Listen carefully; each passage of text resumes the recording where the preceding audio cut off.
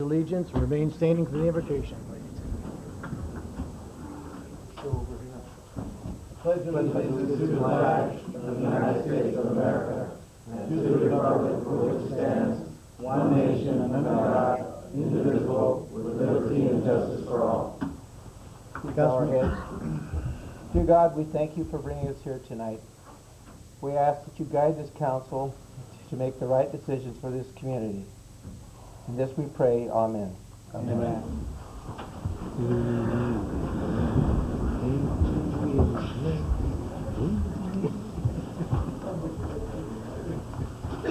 Could we have a roll call, please? Present. Present. Present. Any communications from staff at this time? None? Okay. Items from the public. These are non-agenda items. While the City Council welcomes and encourages participation in the meetings, it would be appreciated if you would limit your comments to 3 minutes so that everyone may be heard. Matters under the jurisdiction of the Council not on the posted agenda may be addressed to the general public at this time. However, California law prohibits the Council from taking any action on any matter which is not on the posted agenda unless it's determined to be an emergency by the City Council. Are there any non-agenda items tonight? Okay, items from the public, agenda items. Any member of the audience desiring to address the council on the matter on the agenda, please raise your hand or step to the podium at the time the item is announced by the mayor. In order that all interested parties have an opportunity to speak, any person addressing the council be limited to a maximum of 3 minutes unless the mayor grants a longer period of time. And when you do come to the podium, please state your name and address for the record. Are there any, there are no public hearings tonight. Item number 8, the consent calendar is approval of warrants.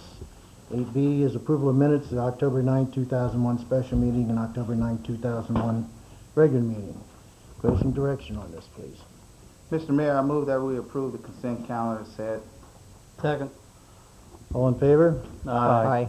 Opposed? Passes 5-0. Item number 9 on regular business. Item 9A, consider proposal by Tatark Manufacturing regarding a new plan to dispose of the existing and new water at their plant on Hills Ferry Road. Please. Mayor and Council, just a brief introduction. As you recall, we postponed this item at our last meeting due to some last-minute information we received from the county, well, from the state board, both the water board and the air board. We have since received additional information on a new proposal that Tatark would like to, the Tatark Manufacturing would like to introduce to us tonight. You have in your packet a letter from Grover Landscaping Services, which is the company proposing to take the water at their site for their composting operation.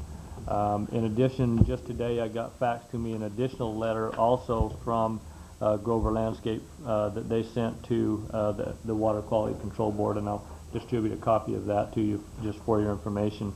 The main thing that this new letter gives is a transportation route in which the trucks would use in being transported from the site to their site on, help me out, what's the name of the road again? In Vernalis on Gaffrey, is that how you say it? Gaffrey Road, thank you. I had read it a couple of times and my mind went blank, thank you. But anyway, this tells basically the route that the trucks would take if this proposal were approved. Just a reminder once again, this is only to provide recommendations to the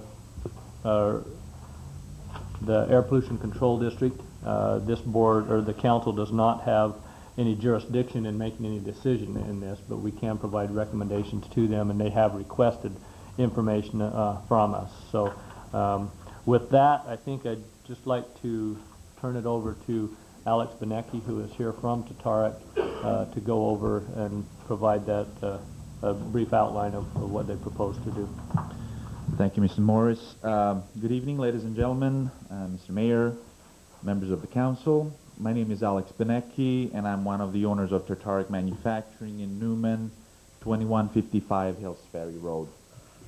I'm here tonight to give everybody an update on how Tatark Manufacturing is proceeding with the removal of the old pond water and to tell you about our plans to start up again using new odor control techniques. On August 10th, 2001, Tartaric Manufacturing filed an over 250 pages application with the Regional Water Quality Control Board for approval of our plan to transport the pond water to be used on county land. We described this plan to eliminate the pond water in detail at the San Joaquin Valley Unified Air Pollution Control District Board meeting held in May 2001. The Water Board's environmental review will take several months and will include public input. We believe that the disposal plan will be ultimately approved, but the review process is lengthy. Because we recognize that the Water Board formal review of our disposal plan may take several months, Tartaric has been working on a second plan so that we can remove the pond water sooner. Before I describe the new plan, I want you to know that this second plan is not a substitute for the proposal to use the pond water on county land. It is only a supplemental method of disposal that is being considered in order to start removing the wastewater almost immediately while we're waiting for the Water Board to issue the permit. Grover Landscape Services has a permitted compost site that is located in Vernalis on Gaffrey Road, and they're currently using 30 to 50 acre-feet of water per year to produce compost on the site. Based upon a chemical analysis of our water, it appears that the water produced by Tartaric is beneficial for Grover's compost process. Tartaric Manufacturing produces a wastewater that contains many nutrients as a byproduct of the process of extracting tartaric acid from grape leaves. Grover Landscaping Services has reviewed the water analysis reports for the water produced by Tartaric and believes our water would be beneficial to the breakdown stage of the compost process during the first month of composting. No industrial chemicals are used in the Tartaric process. Therefore, only water and organic matter from grape leaves are in the water. Grover Landscape Services produces compost by the aerobic windrow process. The windrows are turned daily with custom-built turners that are efficient at maintaining a highly aerobic environment in the compost windrows by removal of carbon dioxide, allowing them to be infused with new oxygen after each turning. This process is very efficient in controlling anaerobic odors from the compost windrows. Grover Landscape Service has operated permitted compost sites in Central California for 10 years. Composting products routinely such as green waste, pumice, manure, eggshells, and other organic products. Grover Landscape Services is able to take the Tartaric water and apply it to the windrows by injection with its turners without odor migration from the compost site. The old water from Tartaric will be removed and applied directly to the windrows in small quantities, so as not to leach into the soil. The Tartaric water contains organic nutrients, including nitrogen, which will aid in achieving the optimum carbon-nitrogen ratios in the compost windrows of 25:30 to 1. Tanker trucks will be loaded at the Tartaric site in Newman using a centrifugal pump already installed and in place. The tankers will be equipped with carbon filters installed in the vent system to allow the air inside the tank to be filtered during the loading operation as part of the odor control system.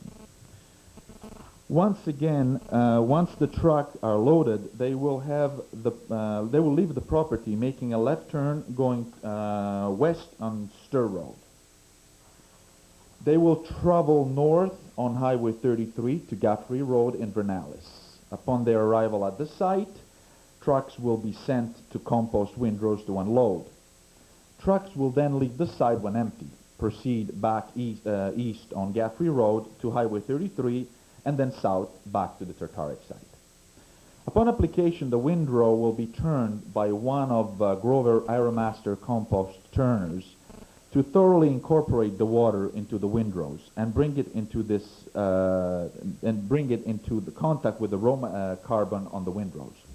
As already mentioned, this turner is very efficient in removing carbon dioxide from the windrow and maintaining highly aerobic environment.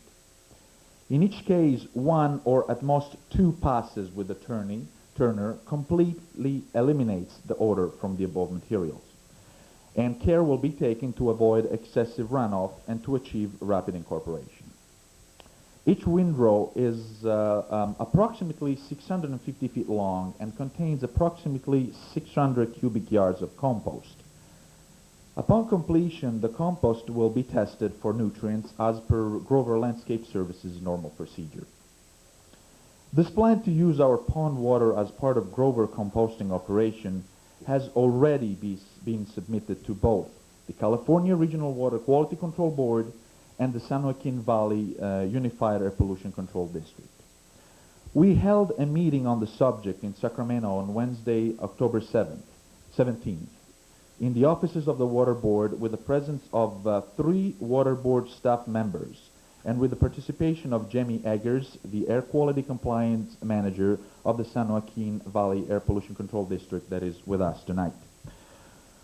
Of course, we will not transport the water to Grover composting operation without prior approval from both the Water Board and the Air District. But if given permission, we could start removing the water from the pond right away and have the job done by September 30th of 2002, and probably earlier if we receive an expedited permit to use county land. Finally, in order for Tartaric to implement both the Grover and the county plans, Tartaric must be able to generate cash to fund these very expensive disposal plans. As we have mentioned in the past, Tartaric only operates during a limited season from August-September through March-April, while wine leases are available. Tartaric must operate for at least the remainder of this season to generate sufficient cash to fund the cleanup operations. Therefore, Tartaric's boiler permit will have to be issued promptly. We greatly appreciate everybody's cooperation so that we may finally bring this issue to an end. Thank you very much, ladies and gentlemen. And if there's any question, I'd be more than happy to try to answer. Any of the council have any questions for Mr. Benaki? Sure, I'll begin with a couple of questions, since I'm closest over here on the left-hand end. Let's start with the windrows that you were speaking about. In essence, are these some type of blowers with the aromatic reference that you made to try to dissuade the smell? What exactly are these windrows? I am not a composting operation expert, but from what I have understood from Mark Grover, the owner of Grover Landscaping, he is actually the expert, and he will be the one that will actually deal with this issue with the Air Pollution District and the Water Control Board. The windrows are nothing else but a pile of solids that they collect from several waste streams, and that they need to wet in order to produce their final product. They need a high volume of water every year to perform this job, and they found out that from the analysis of our water that our water will be extremely beneficial for them on this purpose. Okay, I understand throughout your presentation, and also the fact that you alluded to the 250-page report that you gave to the Air Quality Board as well as the Water Control Board. However, the bottom line is what you said in finality is that you need your business to be able to operate. You need your boiler permit. Is that correct? Absolutely. There is no way we can fund this. Absolutely understand my positioning from this town and living here and being on the east end of town where your plant is also. Our considerations could be summed up in 2 words. It stinks. So what I could say finally to that would be eradication of the smell. This second plan that you brought to us, you stated that it's not a substitute for the original plan with the county. However, you're trying to circumvent that by having this as an option. And I understand your perspective as a businessman, but I'm speaking from a perspective of a representative of this community, and also the fact that I've lived here and I've grown used to the manure smells of Ag County. I have no problem with that. However, the introduction of the smells that come from the organic tartaric acid from the leaves, and I understand the process because I've taken the time to study, it's intolerable, is what it is. And so we have no assurances that this secondary plan will work. Is Mr. Grover here to explain this in terms of his expertise rather than just your presentation? No, Mr. Grover couldn't be here tonight, but he thinks and he believes that these issues need to be dealt with the air pollution district, and then the air pollution district should be giving you the presentation and should be giving you the technical reason why this does not happen, why the smell won't be there. You have to understand that they process on a daily basis eggshells and manure. Yes. And eggshells and manure have a totally different smell than the tartaric plant. The tartaric plant, I'm quite aware the tartaric plant was a problem when gallons and gallons of water were staying there and were concentrated to a level that there was like a cloud of smoke that at night would migrate out of our ponds and come to town.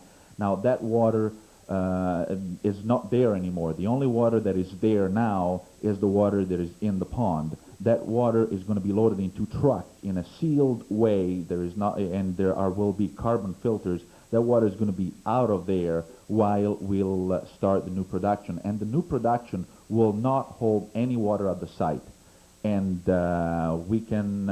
we are sure that there will not be any more odor for the new operation. The new operation are not going to be an issue for the odor. The only concern, from my understanding, has been the disposal of the old water, because the old water is what really has caused the problem in the past. Well, let me ask you this question just to interject.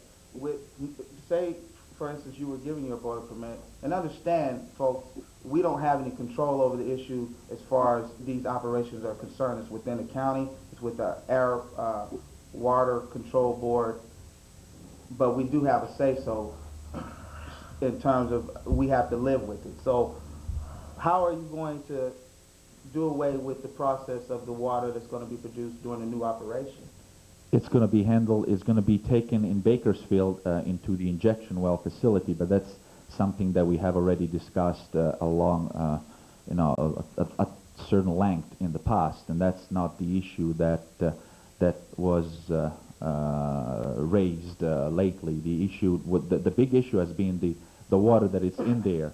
And I'm sure, but if this is not the case, if all the other members of the council have not clear in mind that the new water will be trucked off the site into the injection wells, then I need to underline that that's what is going to happen. But I thought that had been explained already in the past, and I thought I did make it very clear in the past, but I apologize if this message wasn't conveyed to you. In the letter from Grover Landscaping, it mentions that they are taking old and new water. So at this time, at the time you start up, is your current production water, will that be going to Vernalis also? That is something that we're studying. It will be better if it could go to Vernalis, but as of now, it's going to go to the injection wells. It's going to be more expensive, and actually going to the injection wells is sending it to a dump. Sending it to Vernalis would be recycling, so it will be a better option. But right now, what we want to do is make sure that we can solve the problem with the water that is present at the site now, and use Grover to start that process and then continue with the county land application as soon that permit is granted. And then after that, we will be more than happy to entertain this second proposal. But that was the original proposal, if I'm not mistaken, that document is dated October 9th. And we have received a proposal, an economical proposal that only dealt with a contract that had to do with the old water. So we're going to have to deal with the two issues in a separate way. So at the present time, your existing pond water is going to Pinellas. That will be our intention, but our main intention would be to send it to the county land. But in the meantime, if we can, we were looking at this application. It looks really exciting. Looks like something that is not just a dump. We're not dumping the water into the land. We are actually using the water for a good purpose, and so that's why we were very happy to entertain this idea. Thank you. I didn't mean to interrupt you, Tim. Do you have anything Oh, no, real quickly? I don't think we need to converse any further. All right, I'd try and move this along. Tom, you have anything to say? No. Well, yeah, one thing, I would like to hear from you, Jamie. Were you present at the meeting with Jay and Water? Yeah. I'd like to see what Air has to say about. I'll be happy to answer your questions. If there are any more, I'm trying to take notes so I can exactly direct them right now. Okay, we'll finish the, Okay, the only Councilman. question I have with, of the new water on a daily basis, approximately how many gallons will you have to remove from the plant? This is when if you started up new production, how many gallons on a daily basis would you have to remove? Talking about the new water, that'll have to be. We'll have to see how much wine lees will be available, because we during a full season we will be moving about 15 million gallons of water on the 6 or 7 months period of the operation of the plant. And at the very beginning of the season, like September, end of August, September, when the wine lees are available at the highest possible volume, we can process up to 160, 170,000 gallons of water per day. Right now, I would estimate when we start approximately 90 to 100,000 gallons a day. But we have the trucking capability. We already have a contract that we're going to be ready to sign as soon as the permit will be issued. We couldn't sign it before because it's an engagement that we do not want to get into before we know that we can operate. So are you saying that all the new water would go directly into a tanker truck and then be exported to Bakersfield? That is correct. And actually, all these issues are actually very well addressed by the conditions that the air pollution district will put on the permit to operate the boiler that they will be issuing to us. Thank you. So. John? I just had one question, Alex. What's the status on the negotiations with the county as far as, allowing some of this water up there? The county is very, very much willing to take the water, but the problem is, as I was saying earlier, that the process of getting this approved is very lengthy. It's going to take a long time. The Regional Water Quality Control Board have responded and stating that there were certain details that they needed. And now we're collecting these further details, and then we have to submit these details to the Regional Water Quality Control Board in order for them to continue their examination of our... So the county hasn't said no, they just wanted more information? No, the county hasn't said no at all. As a matter of fact, I have had a conversation with the gentleman at the county Public Works Director, and I have asked for the possibility of adding more land to this plan to make sure that we could actually dilute more and we could have a lower possible impact on ground, so that will make much easier even for the water board to review, and it will make much quicker the process of reviewing. That was it. Thank you. Have you had any conversations with Supervisor Paul Caruso about all this? Because he had expressed some...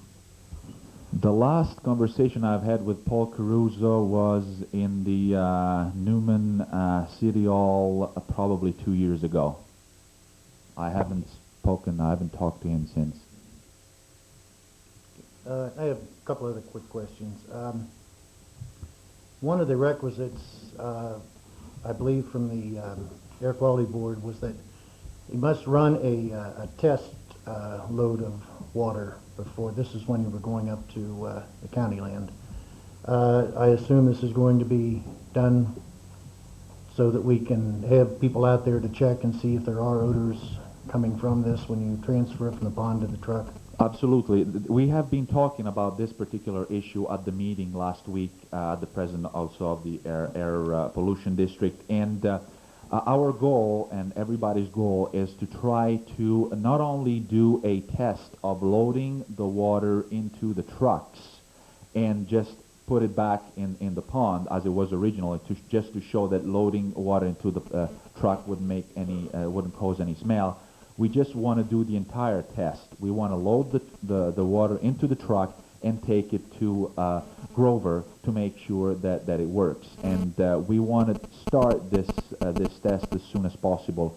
We have submitted a proposal to the Regional Water Quality Control Board, and we're just waiting for them, hopefully this week, by the end of this week, to give us an answer on when we can start this. We can have this test, and as soon as we have this, this date of when we can start, I'll make sure that I will talk to Mr. Morris and notify to him when this test will take place. I'd like to have at least a week's notice so that we can notify the public also that anyone that wants to be there. Okay, absolutely. The only thing, well, we might have to limit the presence of people into our property, but we're more than willing to entertain that, yeah. At least representatives of the public. Absolutely. And the last one is Grover says that they will continue to accept the water, providing the water analysis remains similar to that provided by Ray Kablanoff of the Geological Techniques Incorporated. What if the water analysis changes and they can't accept it? Our process is constant. The water is not going to change, and if it's going to change, it's going to improve. And the analysis that they had was the analysis of the water of pond number 4, the one that is presently there, that has the same concentration of nitrates that the regular water will have, but a higher concentration of salts that are the one that might cause problems for Grover. But if these will not cause, if these results of analysis are not going to cause problems for Grover, there will not be a chance for them not to be able to pick up that water in the future. Any other questions from the council? Everyone that wants to will have a chance to talk. I'd like to, I can't remember your name, I'm sorry. Jamie. Would you like to come up to the podium, please? Thank you, Alex. Jamie Agers with the Valley Air District, 4230 Kernan Avenue, Suite 130, Modesto, California.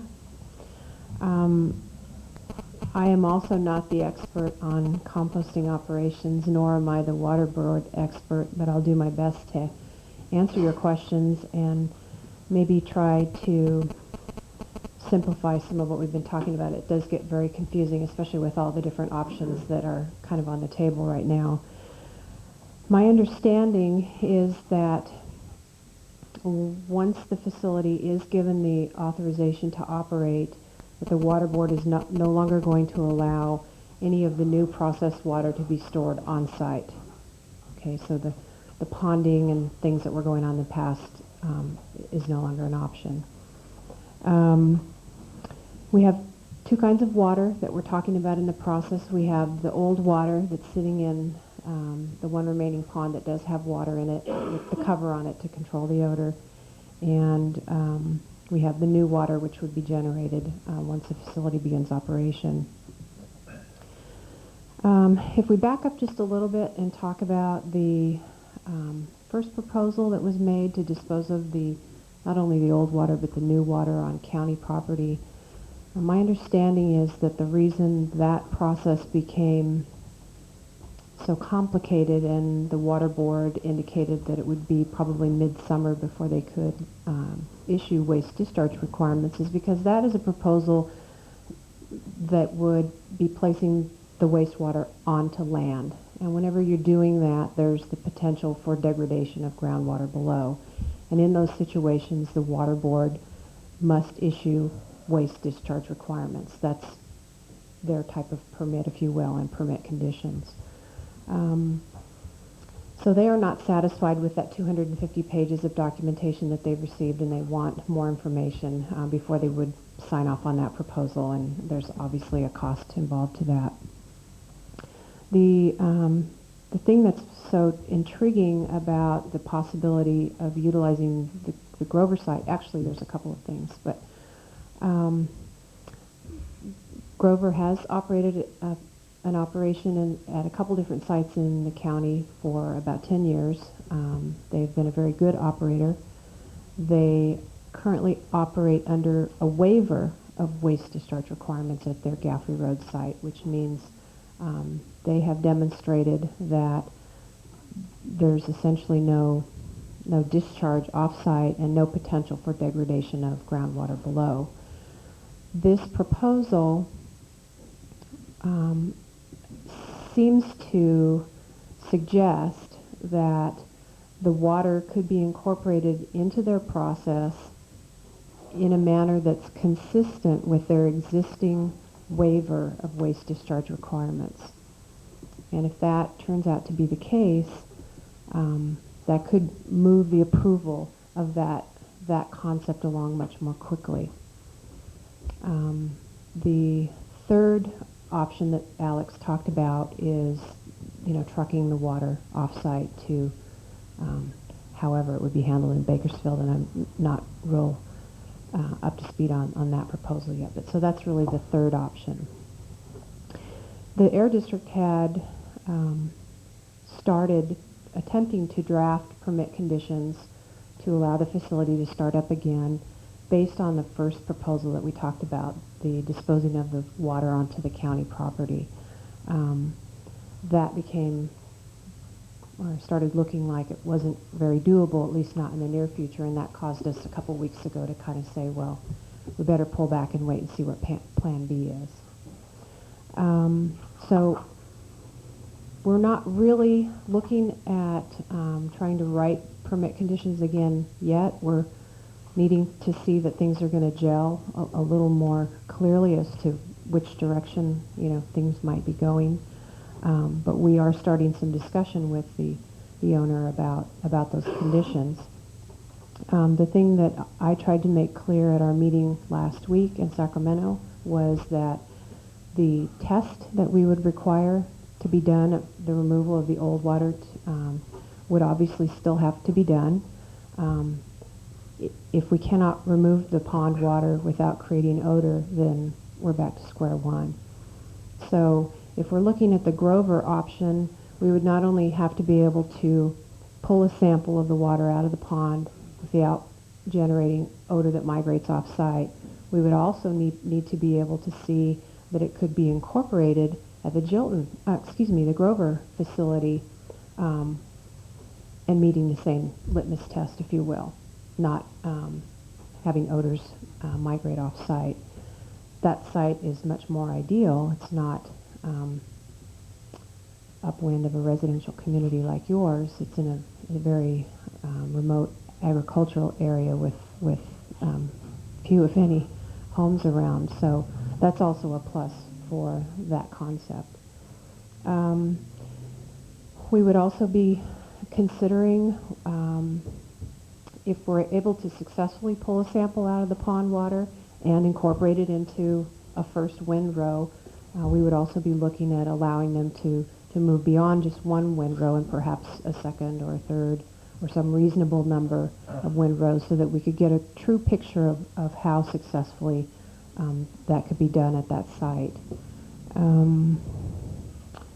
Excuse me, Jamie, are the windrows part of your permit process also? No, they're not. Actually, that composting operation doesn't fall under our permitting requirements. It's permitted by the State Waste Board. However, we're very concerned about transferring an odor problem from one site to another, and from an odor standpoint, it would still come under our purview if a nuisance were created. In case they don't want the smell out there at the Grover location, or if Bakersfield, it becomes an issue, wherever that site is. That's still under your... Bakersfield is still within the Valley Air District community, Right. so it would still be... It would still fall under your yes. jurisdiction. Mm-hmm. It would be our southern office, but it's still part of our district. Okay, thank you. Mm-hmm. One concern that we had was the Tartaric facility entering into a long-term contract with the Grover facility right away. We were suggesting that it might be looked upon more favorably, not only by us, but perhaps the water board, if a pilot project could be done, so that we could really, truly see how successful. And that seemed to be pretty well received by the water board. And I can't speak for them. I don't know what their final decision will be, but that was a suggestion that we had.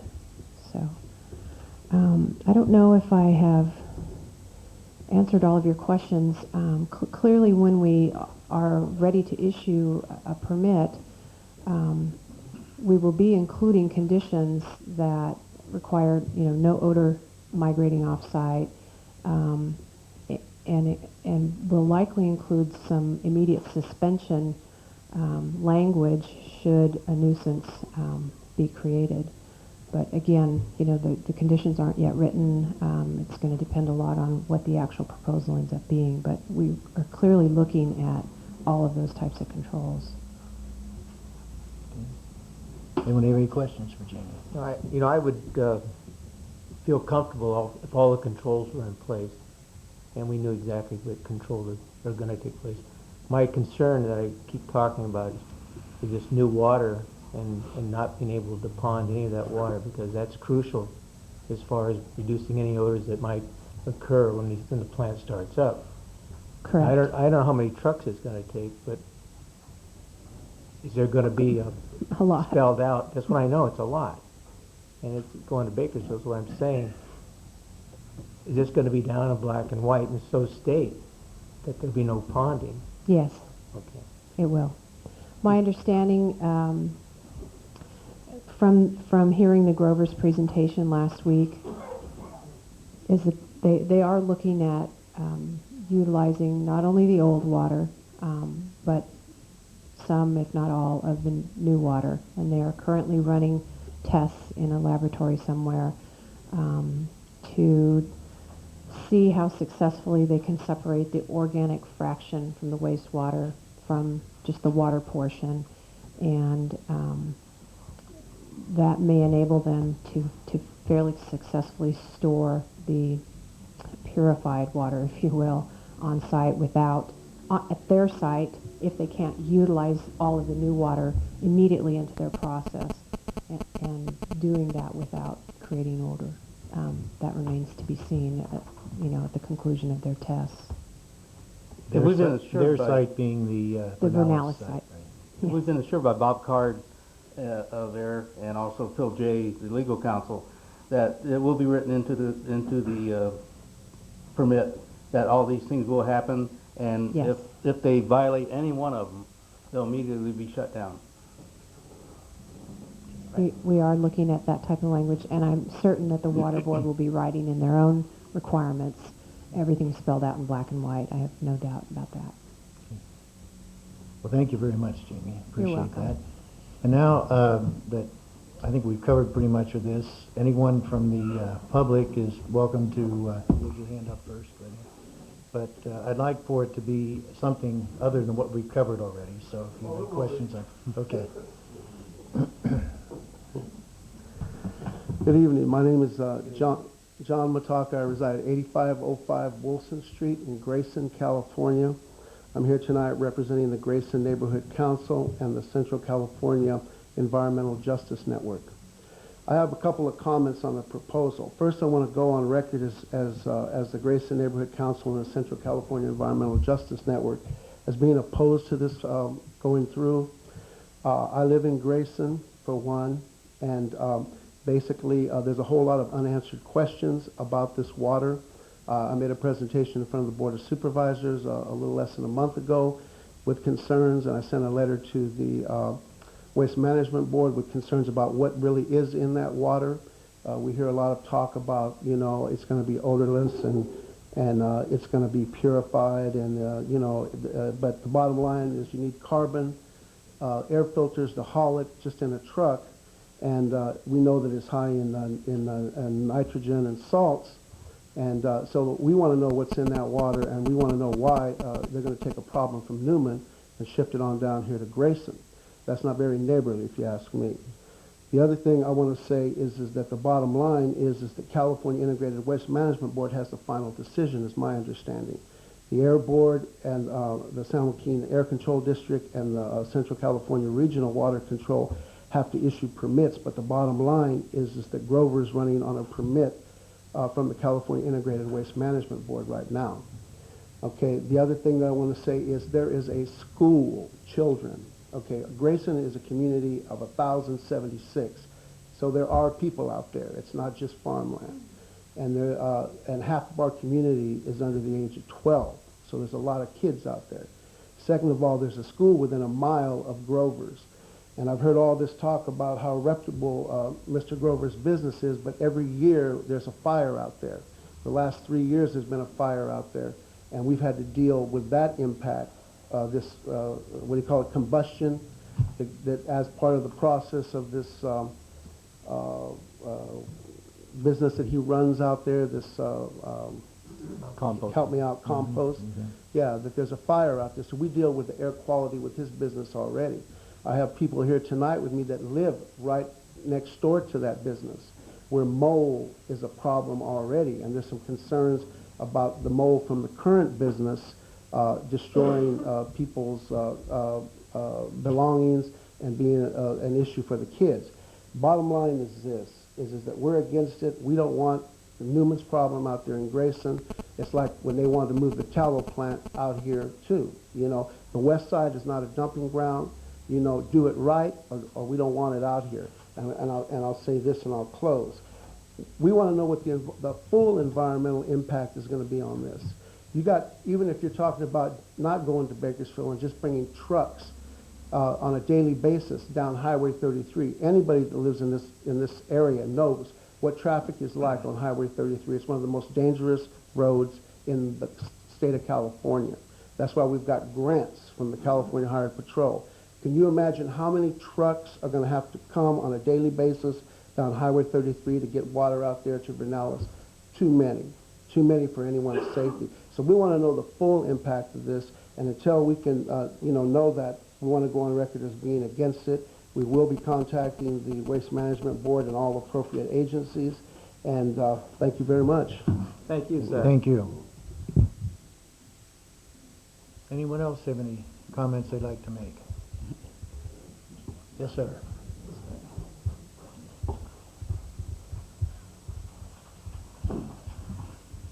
Thank you.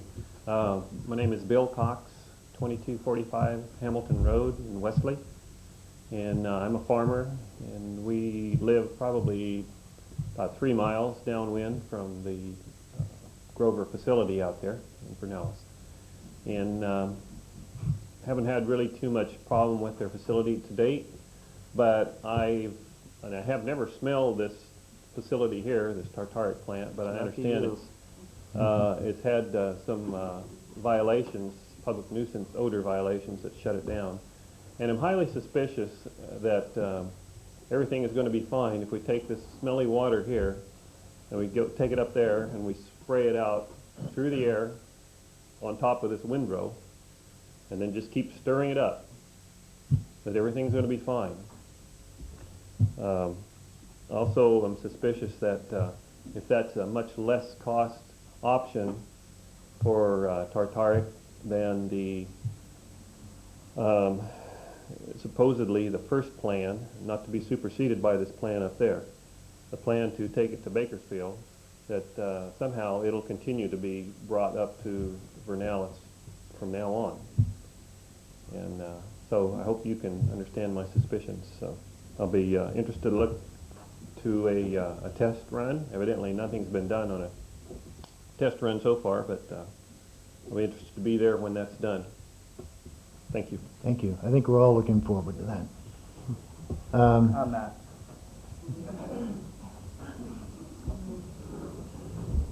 Anyone else? Yes, ma'am.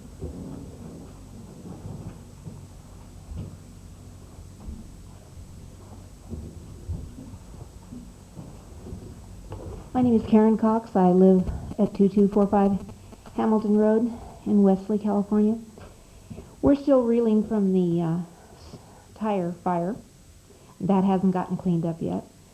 And so we're working with that. And once again, we have not been notified. We're neighbors of the Grover plant. We have not been notified. I want to stress again that that school is 1 mile downwind of Grover's plant. There have been no studies for mold that's going into that school, mold spores. And it's a big issue. We have people that are sensitive in the community to mold, and they struggle with it. Offhand, how many trucks daily are we talking to bring that amount of water? Does anybody know? No. Alex, can you? We talking about the old water or The old water. The old water is going to be taken really in a very slow fashion. It's going to be probably 2 to 3 trucks per day. All right.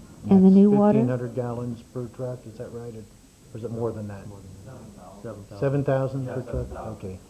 And the new water, how many trucks will that generate on Highway 33? The new water will generate about 20 to 22 truck loads per day. Going through all the little towns? About a truckload per hour, which is, in my opinion, not a 1 truck every hour, but meaning that we work 24 hours a day. 1 truck every hour is in my opinion, not a great impact. Everybody has But that's going different to opinions. Bakersfield. That's going to Bakersfield, right? No, this is the output anyway. Right. This is if they quantified this Vernalis for the new water also in But he said, 2002. but he stated he was starting out to Bakersfield. Correct. That's right, yeah. But at Well, a later then date, did no you trucks read- will be going through those little Oh. towns. Yeah.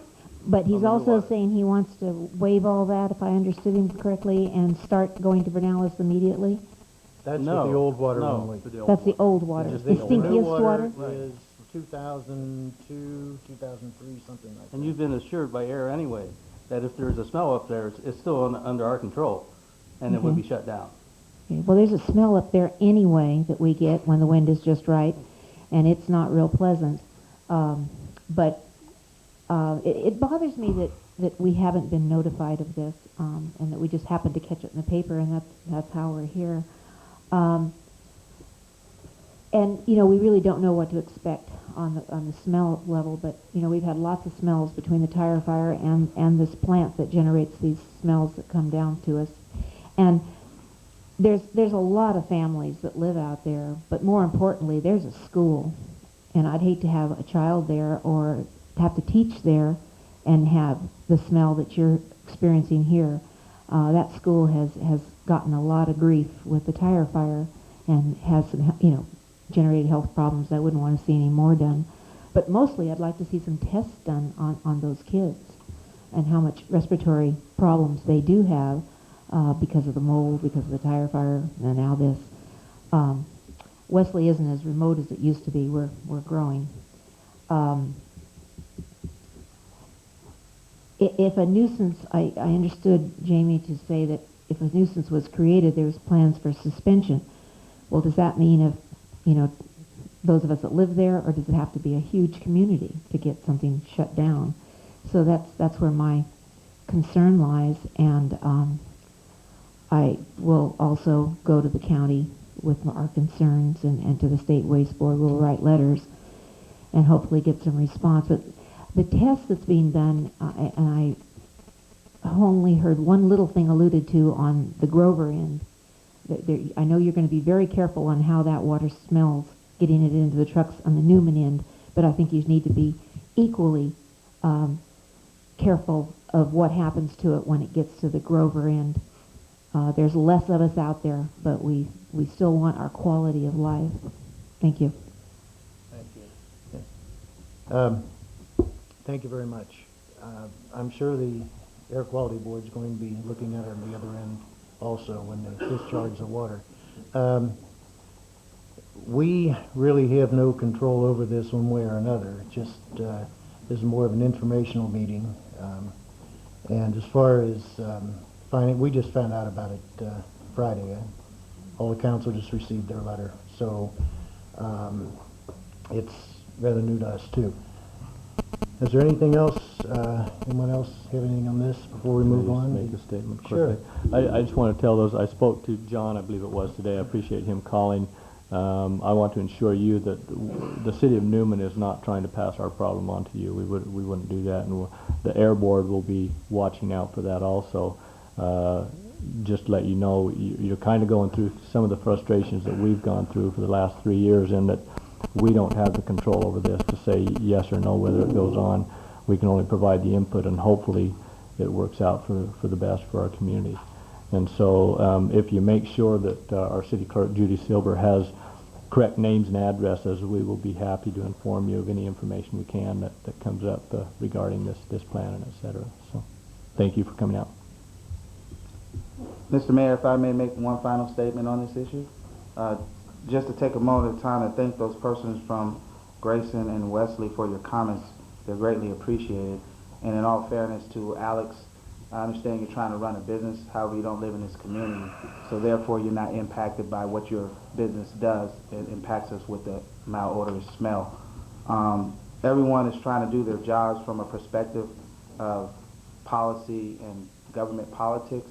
However, I want to be real clear and state emphatically that my only opposition is that of what the community has and the malodorous smell. None of us want to live with that. And the issue is whether you're in business or not really doesn't matter in terms of this community unless it's not going to impact us negatively. And finally, what the city manager alluded to with us not having a say-so, we don't have a say-so directly, but as a community, it's the reason why the plant is shut down.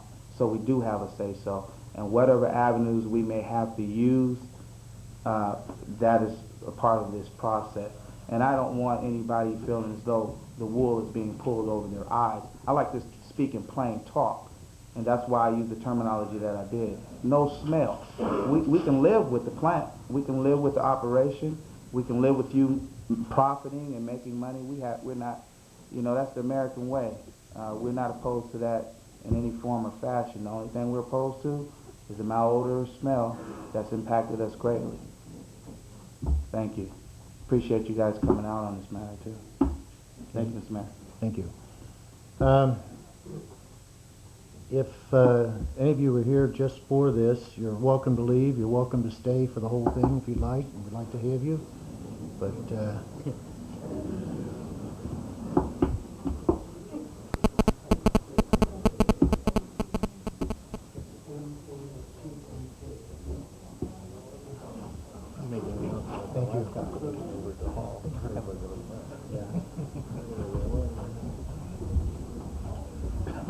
Thank you again, Jamie, very much. Thanks, Jamie. All right. Moving from the frying pan into the fire, we have item 9B. Discussion of downtown streetscape project and final schedule recommendation for completion. Steve, you want to handle that? I passed out prior to the meeting a schedule that I'll discuss in a minute that was provided by the contractor. I just got that this afternoon. I have reviewed it a little bit. I've spoken with him briefly about it, and I'll discuss it a little bit more. There are copies of that on the back table for those of you in the audience that would like a copy of it. Recently, discussions came up regarding the project and the delays that have happened and what can be done to finish the project in a reasonable manner. Also, there was discussion about the possibility of do we need to shut down the project for the winter. Two reasons: to avoid the rainy season, and also to there are several businesses that this is their main time of the year during the holiday season to bring in their retail sales, their revenues, and the impact that keeping the project and affecting these businesses at this time that might have on them. So we took a look at this and reviewed it. I've talked to the city council members from time to time about it who have questioned me on it. I've talked to the contractor. I've met with some business owners, talked to some business owners over the phone, met personally with some, and discussed this issue to see what could be done. And I think kind of the general feeling that I've gotten from the business owners and from the council is, yeah, they would like to see it done too, but they're very skeptical about whether or not it could be done in a timely manner and still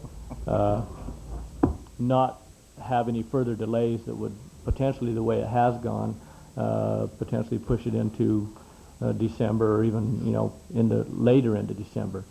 For those reasons, what I did is I went back to the contractor and I requested a plan that would potentially begin tomorrow and be done by basically the 22nd of November, a 4-week period. The 22nd, as you know, is the day before Thanksgiving.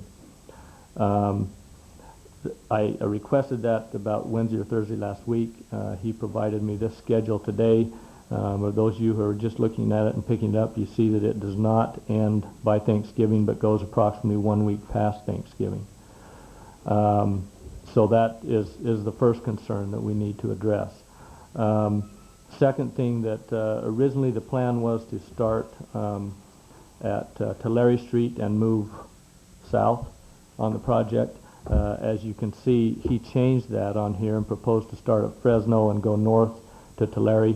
I spoke to him this afternoon. He said that's not a real big problem. Either A and B could be the first phase, so it could basically be switched around if necessary. So that's an issue that whether or not that's a big issue, A or B could be switched around. I told him I thought originally we had talked about, and it would be more beneficial to start with phase A, or start with B and then move to A, but doesn't necessarily have to change. We could look at that either way. With that, you can see the schedule. The other thing that he made an error on and didn't have a chance to make the changes because I got this so late today and get it sent up to me. If I've got my calendar right, I'm looking at it, is it the 23rd, as is proposed on this plan, is, give me just 1 minute, is Thanksgiving Day, so the 23rd or the 22nd.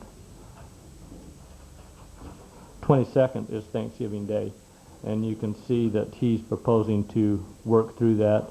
I did talk to him, and he said that was his mistake, that he probably would not be working on Thanksgiving Day. He would work the day after, but would not work on Thanksgiving Day, which means that would be another day to put onto the end of the project, which means the main point to look at is item number 11, which shows sidewalks would be finished poured for that phase on the 27th of November. I'm estimating it will push it back to either the 28th or 29th of November that would be done. So taking out that day for Thanksgiving, and he told me they would work the day after. I said, you're sure you can get people here the day after Thanksgiving to work? He said he would do everything he could, but all of us know the realities of getting that done. So that's why I'm saying 1 or 2 days longer than the 27th is shown on that section. I met with several business owners who had a concern about, what guarantees are there that this can be done. if the timeline were given, what guarantees are that are there. There is a section in the contract that allows for penalties if the contract is not completed on time. The technical date right now, it's a 5-month contract, which would expire on November 18th. One issue that we're waiting for right now, and we haven't been able to get resolved yet with the contractor and our contract administrator, is any time extensions that the contractor may request. That is we're still working on that, and we haven't been able to determine that. But we know that there were some delays that were caused by inaccuracies in the plans, as well as some other things that were unexpected items that came up during the job that will probably be reasonable delays that were caused not by the contractor that will require us to grant the time extension. We have not determined how much that time extension will be yet. Bottom line to that is the penalties which could kick in will probably not kick in on November 18th, but will kick in at some later date if the project is not completed, depending on how those time extensions are granted. With that, I don't know that I have a lot more to add. I will state that it is my recommendation that we move forward at this time, try to move forward and complete the project. However, I am willing to listen to council's concerns. I know there's several business owners who are here tonight, the public's concerns, etc., on this issue, and get their recommendation. So, Cleve, I had a question. These dates are great, but we're getting into the rainy season. right. And I don't think we've allowed any rainy days in there, of course, and we know it's going to happen. Mm-hmm. So I just think that to be able to look at this, we need to put that in there. It should be in there. So, and I don't know how you're going to put it in there, but realistically, we know they're going to have some bad days and some rainy days, and so we know he's not going to meet this schedule. That's possible, but I don't think it's completely unreasonable to expect that there wouldn't be a rain in November either. November is not normally a heavy rainy month, and it's kind of a guess during November. You could get a very dry November, and you can get some rain in November. Mm-hmm. So we don't know for sure. Is there any practical way of speeding this up by? I noticed we're not working weekends at all, mm-hmm. and utilization of those weekends could possibly cut out some of these days and save us some time. There will be work going on, as I understand it, on the weekends during this phase. There will be, okay. Yeah, that is already calculated into there somewhat. There could be additional work added through overtime. My position on it is to take this schedule. If this is the schedule that is agreed to, monitor the work that is done on a daily basis, and if it is not completed on a daily and weekly basis, then require overtime to be done at that point to complete the project. Mm-hmm. So that on a daily and weekly basis, by following this schedule, we are keeping up with in order to meet the final timeline. Okay. Well, I'd be more comfortable that if we go ahead and continue, that you or Ernie be down there 3 times a day to check it out. I mean, that at a minimum. Yeah, I've committed to the business owners that I talk to that I will be down to talk to them at least 2 to 3 times a week, and I plan on freeing up my calendar whatever I can so that I can be down there, and Ernie will be there. We also have an inspector from Precision Inspection who we will rely on heavily to fill us in on whether or not they are meeting those timelines that are there. He's on the job 24 hours a day, right? Can you report to Cleve, say 2 or 3 times a day? I usually meet with Ray at least once a day, if not 2 or 3 times. I think a we day. need to step that up. He's glued to his cell phone anyway, so. Because just the other day, you told me they were going to forward both intersections in black. Mm-hmm. Well, that was 2 days ago, and they still haven't got this one forward done. Yeah, they moved in with pouring the crosswalks instead of doing the black. That's the only reason that changed. Okay. So. But I mean, we need to assure the merchants though that we're going to be really on top Mm-hmm. of this thing. I know. On a constant basis. John, did you want to comment on this letter that you were sent? You don't have to read the letter. Yeah, I just received a letter from Ward Skimper of Ace Hardware. He's one of the owners. He's usually at the Ripon store. But he had a meeting, he came down and met with Cleve and Jasper Farms, Pioneer Drug, and the Wooden Goose, they were all there. And he just wrote a letter, you know, pretty much saying what Cleve said at the meeting, and all the council members, I gave them all a copy. And he said that Cleve assured him, you know, that dates would be met, but, you know, he's still concerned, and so are the businesses. So we just need to, I'm in favor of it continuing, but I think they need to work possibly a little longer hours and Saturdays, all the way through, and Sundays too if we fall behind. Ray, what's your feeling? Can we meet this date? Actually, yeah, I believe we can. It's barring any unforeseen problems with the facades of the buildings on Main Street.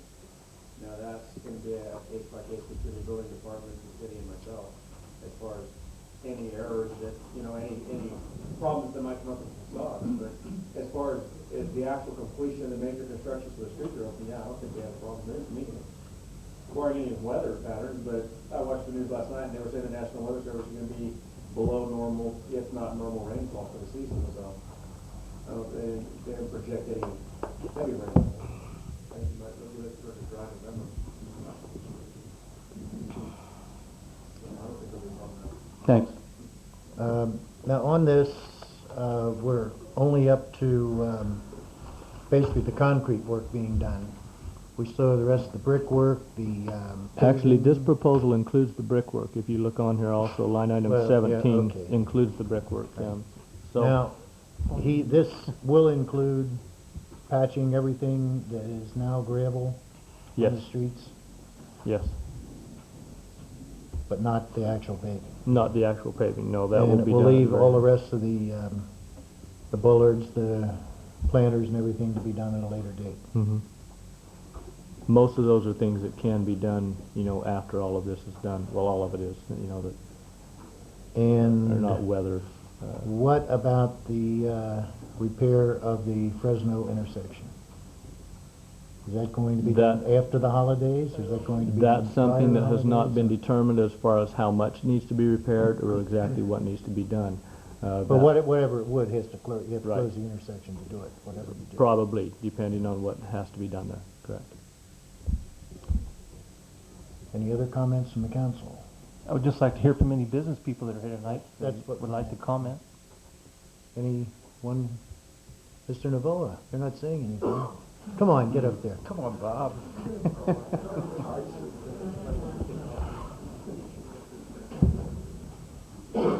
Thank you for introducing me. Your 3 minutes is up. My 3 minutes are up, thank you.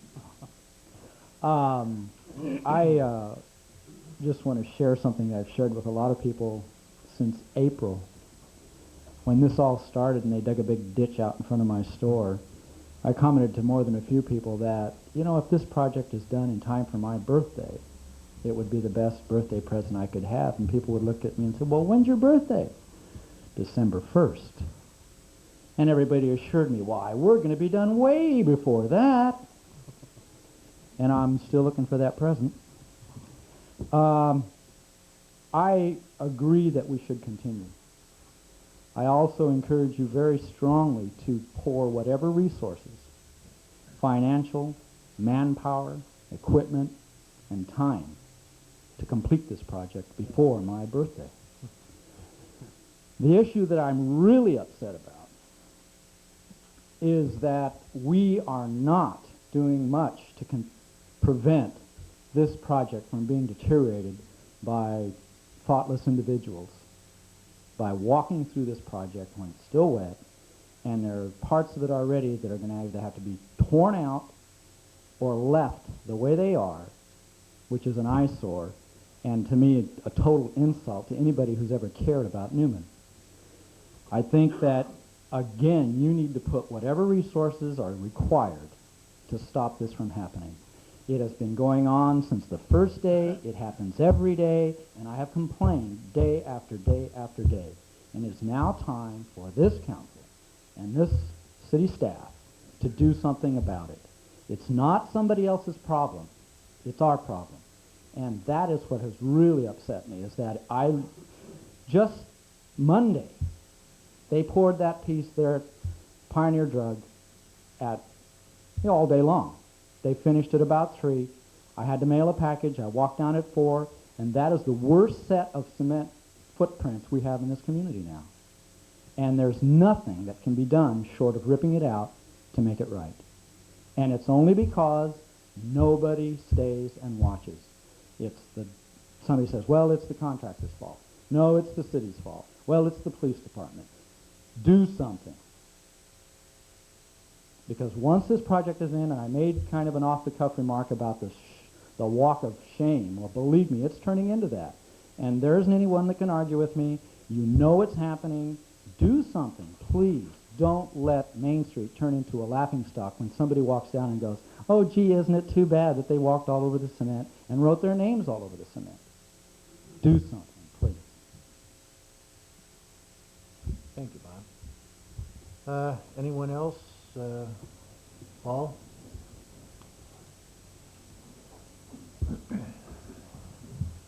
Paul Wallace, President of the Newman Chamber of Commerce, and bring you the Chamber's position on this. The job needs to be done. There's really nothing else that meets the needs of the merchants. We can delay it, and that will chase business away. We can do part of it, and that'll leave the downtown still torn up. It needs to be done. And I would add to the list, Bob spoke of, that maybe your time and effort is part of what needs to go into this. Maybe we need twice weekly city council meetings to see that this stays put. And then the other thing that I might suggest is that maybe the city needs to start looking ahead. We seem to have gotten caught when problems cropped up, but I think some of these problems are now foreseen. Facades that don't meet structural standards. Well, let's get city crews in there and tear the sidewalk out for far enough to inspect, instead of getting to there and saying, oh wow, the facade's torn up. Let's get in and find out if there's going to be a problem. I've heard that there's going to be issues that maybe some buildings need to be vented, that the vents have been removed and that's not to code. Well, let's find out which buildings, let's get a list of them, so that we don't get 3 weeks into this and then say, oh, well now we've got something that's going to hold us up until engineering gets done. The project needs to be done. It needs to be done fast. Probably means somebody in the city has to wear a big boot. But I think I that's wear what the size merchants- 12. That might work if it's put in the right place. I got you beat, Tim. 15. So we've obviously got some folks here that can get the job done, and it's just a matter of maybe the council needs to meet officially often enough to get reports back from staff to get them acted on within a couple of days instead of a couple of weeks, and shove this thing through, get the project done on the kind of timeline that it needs to keep the merchants who are going to depend on really most of their profit, a huge percentage of their annual gross, and I'm sure even more of their annual profit. We need to protect that for these guys downtown. Thank you. Thank you, Paul. Thank you, Paul. Ray, is that problem been resolved with the vents? Is that? Yeah, it's my understanding that we're going to treat. Yeah, Ray, would you get up there? I'm sorry.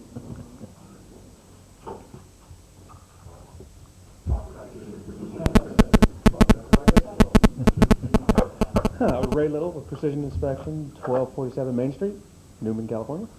Yeah, the matter of the venting that he was referring to is actually going to be, since the vents are actually part of the building, and the vents that are existing in the sidewalk are going to be treated as existing, since no construction is being done to the actual building, the venting is not going to change. It's going to be what's there is what's going to go back in.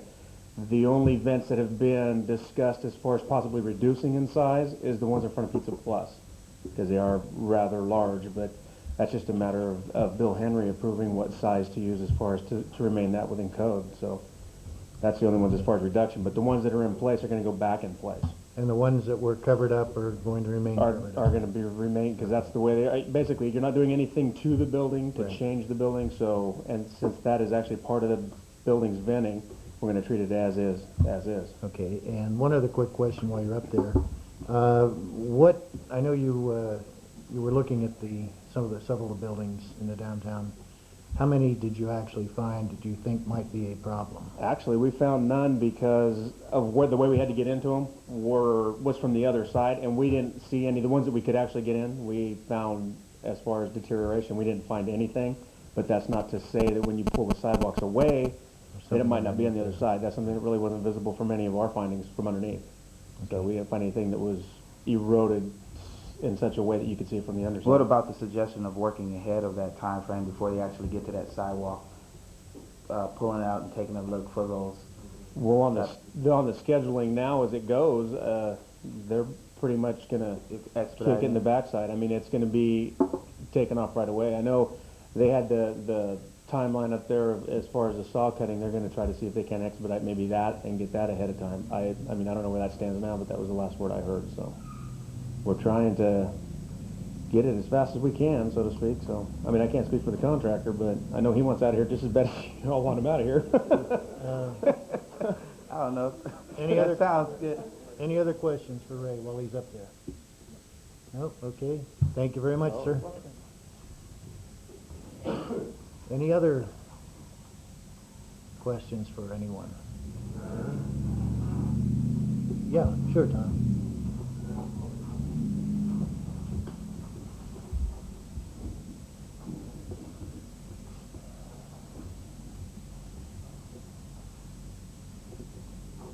My name's Tom Powell, and I live at 2043 Patrick Road. Yeah, we moved recently, so I can't remember the address. The only question that I have is that I know everybody's in favor of the fact to finish this job at this point. Has anybody considered how long it would take to get them back if you quit? If you pull them out now, what would the contractors do between now and after the New Year's? And then after then, when would you be able to get them back? It's just... I don't think that's a problem right now, because I think it's pretty much a consensus that we're going ahead with it. So. Well, I know, but I mean, that's one of the things that encourages the fact that to go ahead, because you don't know how long it takes to get them back. That's right. Just a thought. They're not going to be able to give you a time. Appreciate your comment. I wanted to address real quickly this letter that was sent to John on behalf of Ace Hardware, Jasper Farms, Pioneer Drugs, and the Wooden Goose, simply because collectively they're hoping for over $100,000 in revenues during the Christmas related merchandise during the season. The city's directly affected also by the impact on the merchants, because we rely on you as a tax base, certainly for our coffers here, so that the city can operate. I want to reiterate the fact that the city has pledged $100,000 in loans at a 3% interest rate with no cost to any business that wants to submit an actual loss that they may incur due to the construction and what's going on in our downtown. I would just want to make that clear, because the last staff report that I read, there was one submittal that was withdrawn, so we haven't had any actual merchants that have applied for this $100,000 that we pledged to help out with the businesses. Additionally, listening to Bob comments, because he's here on a daily basis, just as many as you are that have the businesses here in town. My thoughts are in terms of our budget, which for my own personal reasons I voted no on, was that we look at our budget in terms of we haven't incurred any cost overruns yet from this, from the last analysis that was presented to this council, that we may have to up the ante to push this through too, to look at the cost factors and maybe cut cork from other aspects of our, I know that's cutting it thin in our budget, but where we're going to have to push this through because of the impact that it's having. Bob, obviously I said something you want to comment about. Yeah, you obviously sparked a little twist there. You know that no one, I will rephrase that only one application has been submitted and withdrawn does not mean there have not been losses. Absolutely.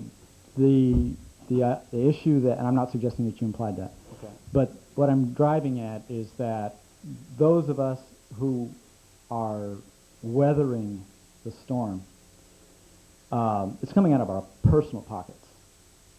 We're not going to come down to City Hall and say, okay, loan me $5,000, because quite frankly, for some of us, I know the amount is far greater than that. And so it's not going to be a real big deal for those of us that can weather it. However, consider that all of those losses come out of our personal pockets. And yes, our businesses will go on, perhaps some not. We don't know. We'll find out. But I assure you that the impact is far greater than what I had anticipated.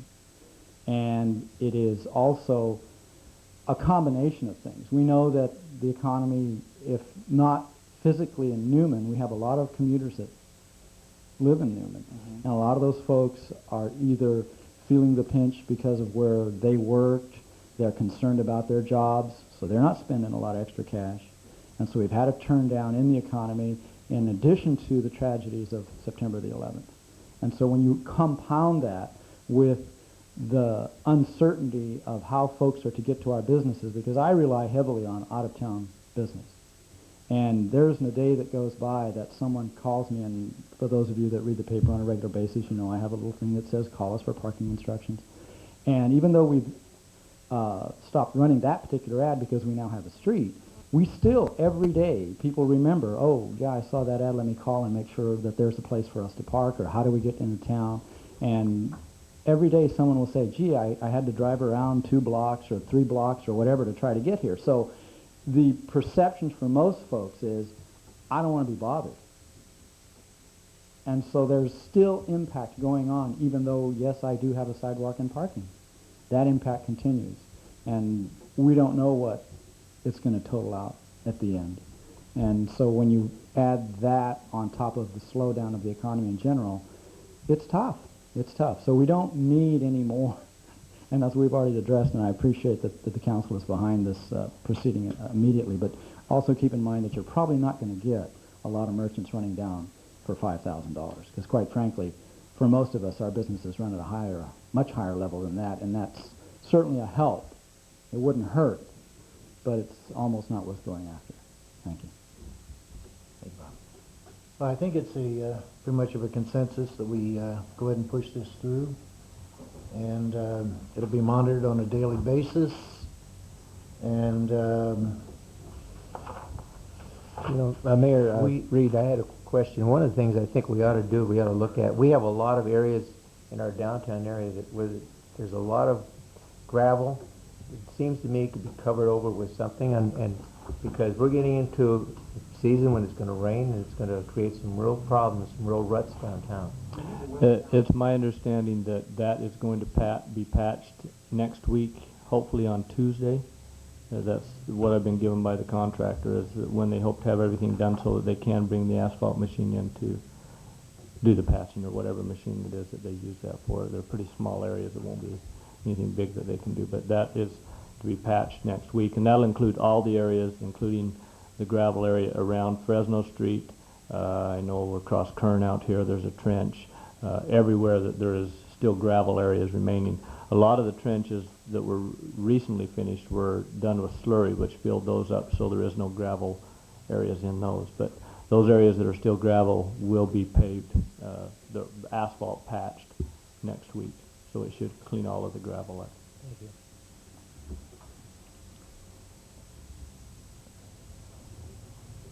yes, Susan. Hello. Susan Mattis, 744 Hardin Road. I know that you have a timeline which, goes to the end of November, and you're talking about, extra things happening after that time.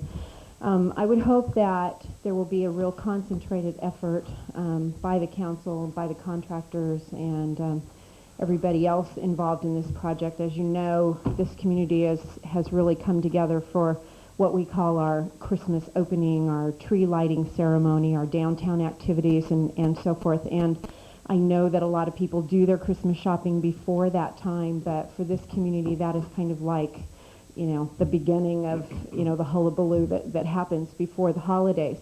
And so I would just, like to ask that there be a real concentrated effort to try to get as much extra things besides the regular construction done before that time, so that we are not looking upon the holiday season with still all the ballards and all the other extra things still to come on. It just would be great if we could kick off the holiday downtown with the project being pretty much almost done. And I don't know if that's feasible or not. And I know that, a lot of the merchants will say, everybody's bought their Christmas things by then, but traditionally for this community, we do get a little bit of a late start, and I just would like to see that be a nice festive event rather than just being something that's kind of thrown together at the last minute. And, proceeding with this project, I know you're pretty much committed to doing that, and I think that that's really important because the whole entire community is affected by this project, not just the merchants who have their streets closed down, but the entire community. When you see barricades off of 33, I think people have a tendency to keep on going down because they think that we're closed for business. So I would hope that you will put a real concentrated effort, and whether that means Cleve works 24 hours a day instead of his 16, then that's what has to happen, I think. And this council needs to be committed to that, to make sure that the merchants are assured that this project will be done in, in a short stretch of time. Thank you. If it looks like by the first Tuesday in November, if it looks like we're not to where we should be, does everyone agree to a special meeting to discuss that? I would encourage a meeting every Tuesday. All right. I mean, I think that's possible for us. If it, I mean, I don't know how the rest of the council. Well, let's just. what do you pull them, Tim? Yeah, I'm considering Tuesdays for us because it's so pressing. I mean, I wouldn't be opposed to that. Tom? Bob? That's fine. John? All right. I would like, however, to direct staff to look at the fiduciary relationship that we have in this matter in terms of the monies that we have available to push it. Because I know that the builder, or excuse me, the construction of W.H. Williams was delayed because of the engineering problems that we had early on. And so if it's going to make it where we're going to have cost overruns, it's still an investment that we're going to have to look at in order to expedite getting completion. And I know that's part of, if we push it in terms of the monetary aspect also, I think that is a boot pusher because he's looking at the financial aspect of it as well. Just so you understand, Tim, if there is an extension to the contract, a time extension, that does not necessarily mean cost extension, more cost to us. But we don't want a time extension.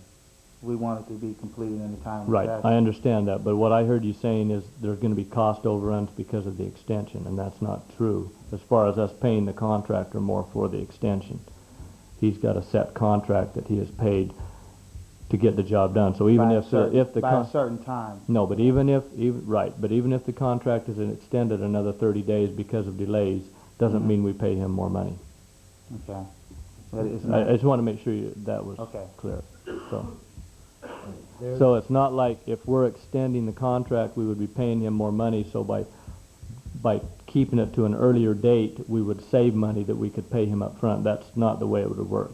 Whether he gets it done on November 18th or December 18th, the contract is for a certain price. Okay. Okay. Well, we want it done by Bob's birthday, December 1st. All right. I really don't see a need for a meeting on October 30th since it's only 2 days after they're supposed to start this, so unless everyone wants it. Let's go for the first Tuesday of November. That's fine. That's election day. Does it make any difference? Polls don't close till 8, right? Right. We want to get this project completed. All right. I can still vote and make a meeting. Let's try for November 6th for a special meeting. How about early, Dave? Is that earlier? 6 o'clock? Is that? No, that won't work for me because I'm 12 hours a day working, so 7 o'clock would be the most expedient time that I could make it. Are you asking for an earlier time for the meeting? Yeah. Can you drive fast? Yeah. No. I can't. I won't comment on that. 6:30, Tim. How's that? No. That's it. Huh? We'll make it for 6. Okay. And if Tim isn't here, then next time we'll have it at 6. All right. Item number 9D. Consider providing assistance to Newman Historical Society for renovation of old schoolhouse located at Library Park. What happened to C? C. Oh, I'm sorry. Wait a minute. Hold it. C. All right. Yeah, go ahead.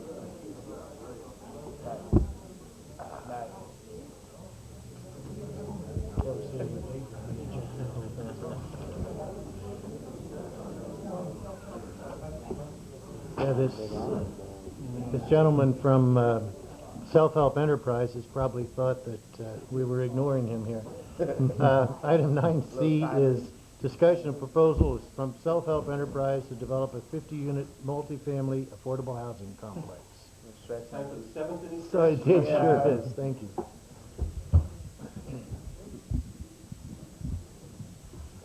Good evening, Mayor Reed, council members and staff.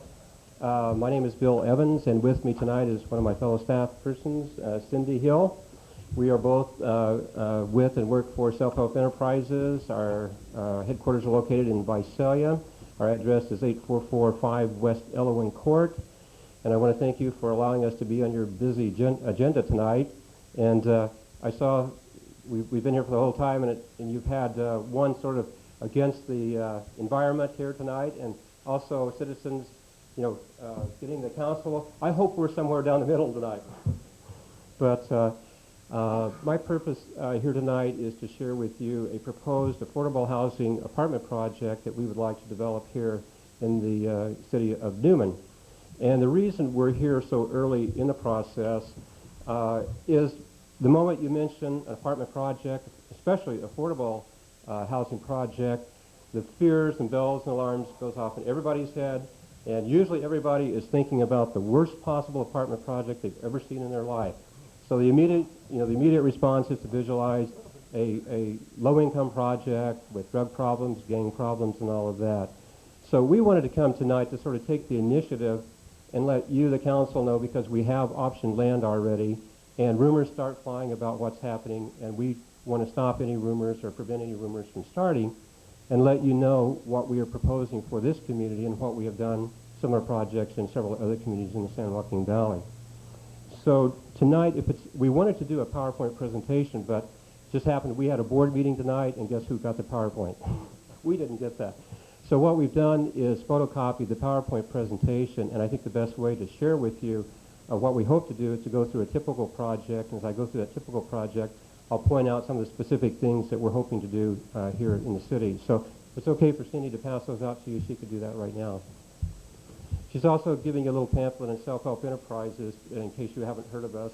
We've worked with the city of Newman for a single-family housing project, and you've been a very good partner. We've enjoyed working with you, and I want to commend the staff. I've been up here about 7 or 8 times, been on the phone a lot with staff members and your consulting engineers and consulting planners, and they have all been very gracious and helpful to us, so we really appreciate that. Also, there is a tentative parcel map there so you can see the parcel. It's located on South Prince, just beyond the senior housing project. It's a 6-acre parcel that we're hoping to parcel out there. We haven't turned the map in yet because we're working with the staff. The staff has an overall circulation plan which calls for a road to go through part of this property. We're not developing that part, but they want to make sure that that's taken care of at this point in the game. So I will be back up here tomorrow for a noon meeting. We're going to meet out at the site and talk with the staff members to see where that proposed road is to be set. So that map there is just for to help you visualize where we are. Again, I wish we had the PowerPoint so the audience, and I apologize to them, I spent all day running this. These color printers go very slow, and I think I printed about 6 or 7 copies, and everybody was yelling at me today for taking up the color printer all day, but I'm glad that we were able to produce a few of them for you. So if you turn on the color PowerPoint presentation, I'll go through that.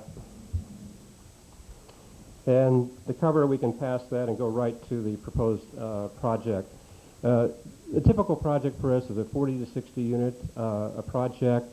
They're all attractively designed. They're affordable units for working families.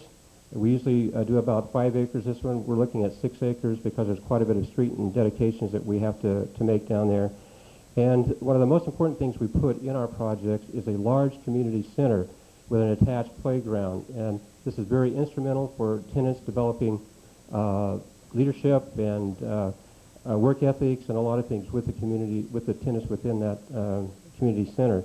They're usually about a 3,000 square foot building. They have computer labs, a child care center, and we work with the community to try to find out what isn't being provided. We're not here to duplicate services or to compete with anybody else. We want to provide a service that isn't being provided at this time. They're typically 2, 3, and 4 bedrooms. They're single-story and townhouses. In this particular project, we've looked at the unit design, and we're proposing no more than 3 units out of a possible 50 units to be 2-story, and they're not stacked units, they're townhouses where only one family lives in that townhouse. So out of 50 units, only 3, so that it'll have a very low profile. We were involved, Self-Help Enterprises was involved in building the senior apartment project right next door. We helped with write the grant for the home funds, that project, working with the city, and we also did the construction supervision and working with the contractors on that project. So we are working with right now, excuse me, the same architect that was involved in that project, and our hope is to blend the style of this project right in with that and make it flow, very nicely from one project to the next. The projects they're large units, 950 to 1,250 square feet, and they each have their own covered carport space plus guest parking for people who visit them in the project. They're beautifully landscaped, large open spaces. You'll see some photos later on with basketball courts, gazebos, playgrounds, picnic tables, barbecue pits and everything. We try to make it a total community. So we're really, one thing, we almost have a park within our project, so we're not going to be impacting, your local parks and recreation areas.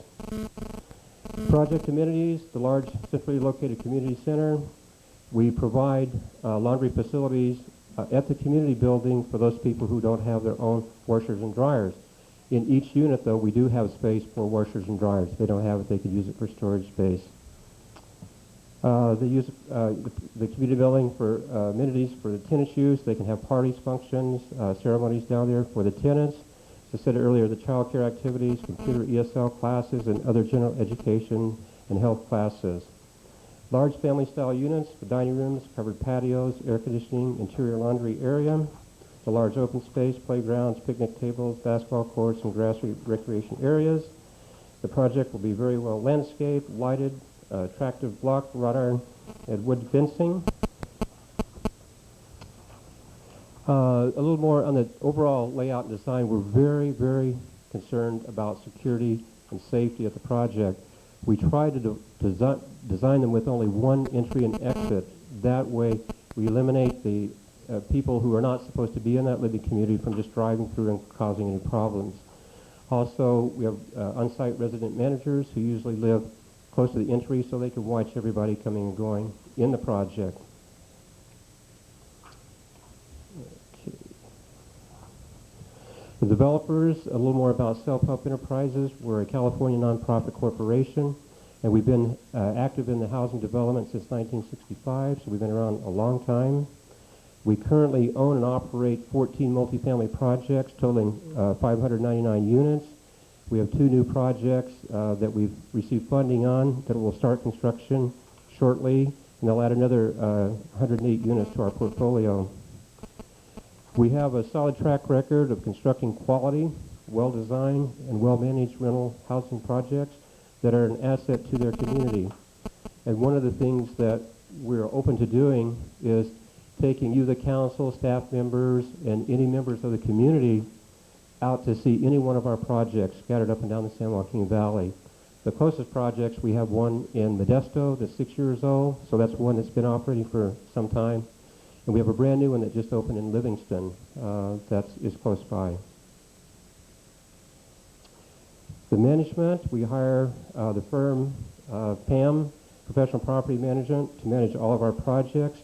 We do that because there are so many reporting guidelines and restrictions and things that we have to, because we use government funding, we have to make sure that this project stays affordable. So there are very strict guidelines of the affordability and the incomes of the people who are living in there, and we have to stay within those guidelines, or we could lose some of the tax credits or other benefits of the special funding that we have. As I said, there's a site manager at every site. There's a maintenance person. We provide 2 full-time employees on our staff that oversees PAM. So they do all the everyday management, but we're checking and circulating, visiting those properties once a week. I talked earlier, the crime and drug-free zones are very important. We found out that drug-free, crime-free, gang-free, everybody wants that, but we found that when we get to the DA's office, we get a lot of restrictions. And we found that apparently when you have these zones, the DA's office loses its ability to plea bargain, and that's a very strong element in their format. That's one of the tools that they like to use. So when you get into this, that's our understanding. You have your own staff attorney here. I don't know what he knows about it, but many times we've gone in and everybody's supporting it, but when it gets to that point, it sort of stops. So we try to get all of those things, and we work with the communities to do that. And wherever that's permitted, we do that. Our goal is to provide decent, safe, affordable, and well-managed housing to the community residents. Financing, we use several sources, HCD home funds, tax credit funds, USDA funds, redevelopment funds, and private financing. In a lot of projects, we will partner with the community, just as we did in the senior project, where the city actually applied for the home funds. We helped write the grant for that. We received the money. In this case, Self-Help Enterprise, as an entity, can apply for one project each year. We haven't used that funding this year. In this project, we're willing to use our allocation and not the city's allocation of the home funds. So, and those deadlines are coming up real soon. I think November 21st is the deadline for those applications. So we've really been working hard to get a parcel map established so that we can continue that process and meet this year's funding round for the home funds. Most likely it will be financed with approximately $1 million in home funds and probably about $5 million in tax credits, state and federal tax credits. We retain the long-term ownership. We're not in this to milk profits. We're here to provide affordable housing. And with the tax credits, we're required to keep those units affordable for 55 years. And our intent is to build a portfolio and continue to manage rental housing. So they're not out here for a quick sell or to milk the profits. The rent subsidies here are based on a budget. We have to budget all the operating costs and fees and expenses and reserves to make that a continuing operation. And the subsidy comes in the tax credit and a low interest rate from the home funds. And after all the expenses are paid, that subsidy is passed on, to the tenants in a lower rent. It's not like your Section 8 where a tenant pays 30% of his income and then the housing authority then makes up the difference, whatever that is.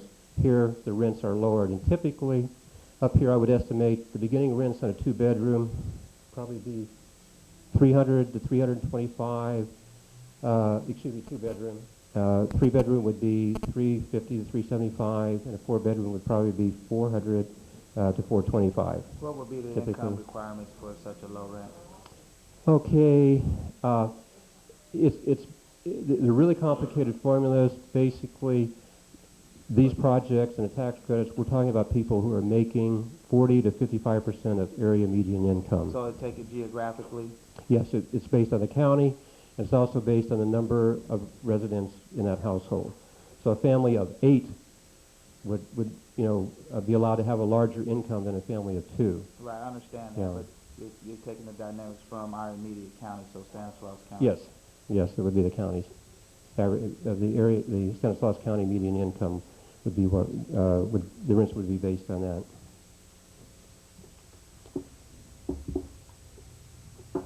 Okay. The community benefits, in this case we're talking about 50 units for this project, safe, decent, affordable rental units, the community center for the much needed community activities and services. The project will give families the opportunity to move out of substandard and or overcrowded housing and have access to needed services. Down in Lamont, we built an apartment project, and shortly after we finished that, we started a self-help where the families build their own homes and use the sweat equity as down payment. We had several people, I think we had 10 families from a 44-unit apartment project that had been there long enough, established their credit, and got the discipline on taking care of their bills. They were able to qualify, and then they moved into home ownership. So it's really a way to help rental people who can only afford to rent to become active, contributing members of the community and taxpayers. The project offers stability to the families and prepares some to go into home ownership. So just said that. The next page shows geographic map. Our service area starts in Kern County all the way to Stanislaus County. The last two projects that we finished, the one in Livingston, and we just finished one in Madera that we had an open house on last Friday. The next, showing you several photographs, and again, I wish to, we can leave this folder here, or they can share some of their PowerPoint presentations so you can see these, because I'd like for all of you to see them. The first one is Gateway. That's a Modesto project. That's located in Paradise for you folks who know Modesto. It was a real low-income area, a real crime-ridden area. The city was having problems getting anybody to go in there and help improve that environment. They worked with us. We agreed to go in, and this is sort of a jewel in the middle of a jungle there. It's been there for 6 years, and you go by, it's still well-maintained. It's got iron fences around it. We haven't had any problems with the tenants, and it's surrounded by all of these undesirable elements, but it's been a very successful project right in the middle of a real tough area. So the first two photos, you can see the common areas with the picnic benches and barbecues, the community building, and then the next photo is Villa del Guadalupe. We just finished 60 units last year in Cutler and Rossi, and we partnered with a health clinic and actually built a 6,000 square foot full-service primary care health facility with dental services there too. That just opened a few weeks ago. And then down, the one that will look most like what we're proposing for here is the Casitas del Sol, which is Livingston. And that'd be a real nice project for everyone here to see. As I said, we'd be happy to take any and everybody over that would like to see that, give you a tour of the outside and the inside of those units with the tenants living there. You can see the attached playground to the community building, and that's fenced in because anytime you have a daycare or child care service there, you have to have security, and it's restricted for people coming in on the outside. When there are no services, then it's opened up to the community. We also put another playground out in the common area, so it's always available to all the tenants. Now, the community buildings are first available to the tenants to use those services. We found in child care that usually only about 50 spaces, 50% of the capacity, if there's 30 kids in that class, usually 15 are from inside the apartment complex, and the other 15 are outside, so other members of the community can use those facilities. The child care, the educational classes, the computer labs. The next photo just shows the basketball court. We have the basketball courts have turned out to be one of the most popular play areas for teenagers, and in the early parts of the day, a lot of mothers take their young children out, and their strollers, playing on their tricycles, they'll use the basketball court. And then the next photo, more than just housing, and we're not just building apartment projects. The community facilities makes it a real community and a place for the tenants there to grow and to improve their lifestyles. So in the next few pages, you can see just snapshots of different community centers that we have in our existing projects. Gateway is the one in Modesto. There's a Head Start program there. Salinas Village is down in McFarland. You can see the inside of a community building with a child care center there. Bear Creek is a project where we bought some old duplexes that have been there for many years. We rehabbed those, and we're just now getting ready to build brand new facilities to add to those. Salinas Village again in McFarland. And the last photo of the 4 kids there hugging just emphasizes the community aspect of that. So I went through that real fast because I know you've been here a long time, and we have a 2.5-hour drive back to Visalia tonight. I get to come back tomorrow too. So. But do you have any questions? John? Here's some more photos, a few more of these are from Livingston, and this is probably show you a couple of the 2-story units and how well those are blended there. So we'll pass those down. Bob, do you have any questions? No, but I guess you've done surveys as far as the needs of the community, as far as there really is a need for this sort of thing in the community? Yeah, we've done some informal research on that right now, but we'll do a real formal search research, we'll hire an independent firm to come in. Who's it, Larry's name? Krazan and Associates do these studies. There are 3 or 4 groups here in Central California that do those. So we'll hire them. You know, they charge us about $4,000 to do them, but they do a real in-depth. They'll look at every unit in town. They'll look at competing units around town, and they'll look at the very specific income levels. And they'll tell us, when they get through, they'll tell us how many units how many families need this housing in the proposed rental range that we will have. Thank you. Tom? Yes, Mr. Evans, I'd like to thank you for your presentation. How did you come about selecting our city for this particular type of project? Well, we represent the whole San Joaquin Valley, and we've been real heavy down in Kern County and over in the central part, the 99 corridor, but we haven't really done a whole lot, well, we haven't done any multifamily housing in this area.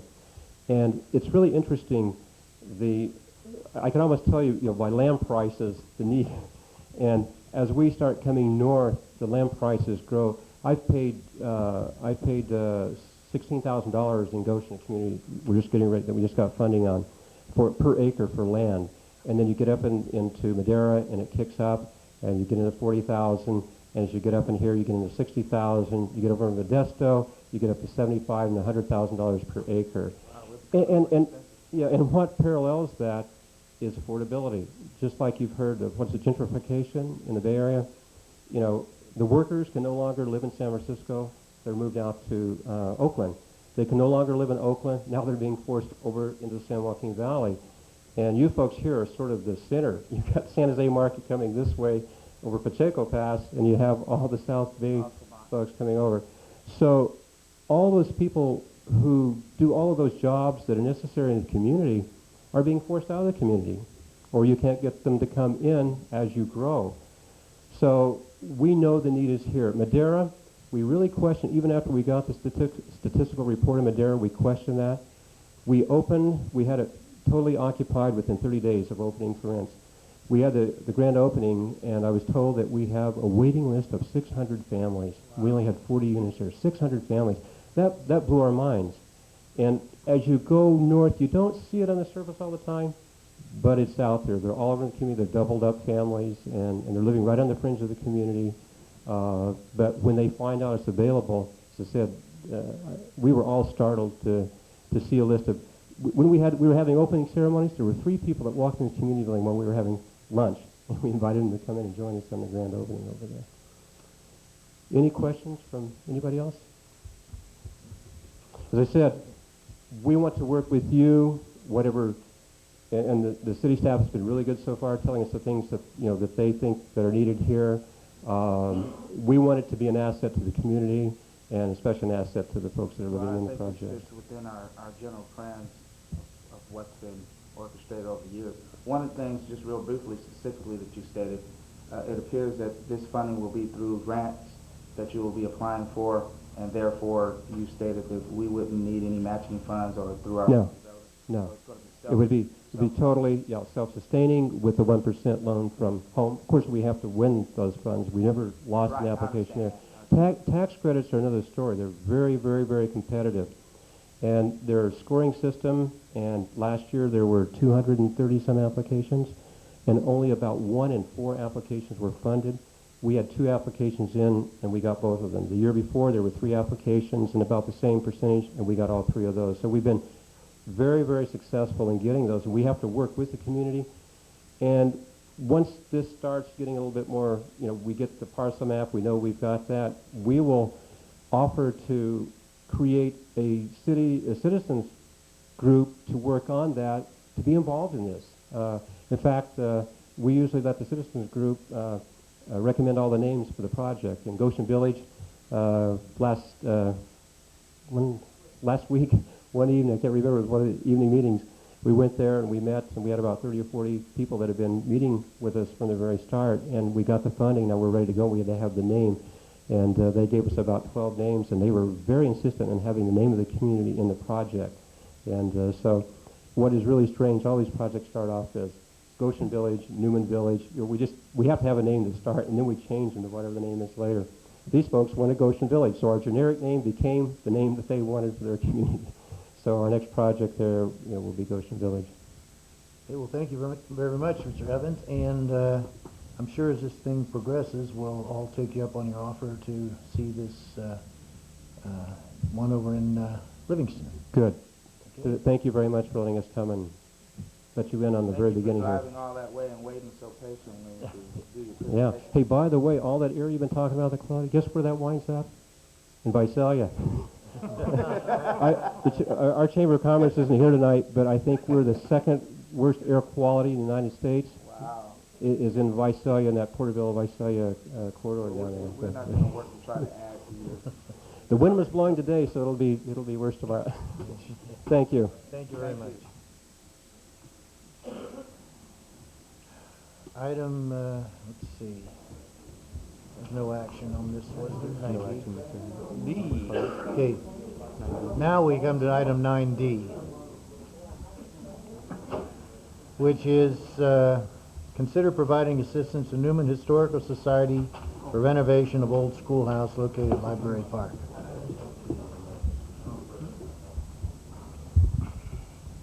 Good evening. Good evening. Mayor, City Council members, Cleve. I have returned on your wanting me back to tell you what we have found out. I have called quite a few places for estimates on windows.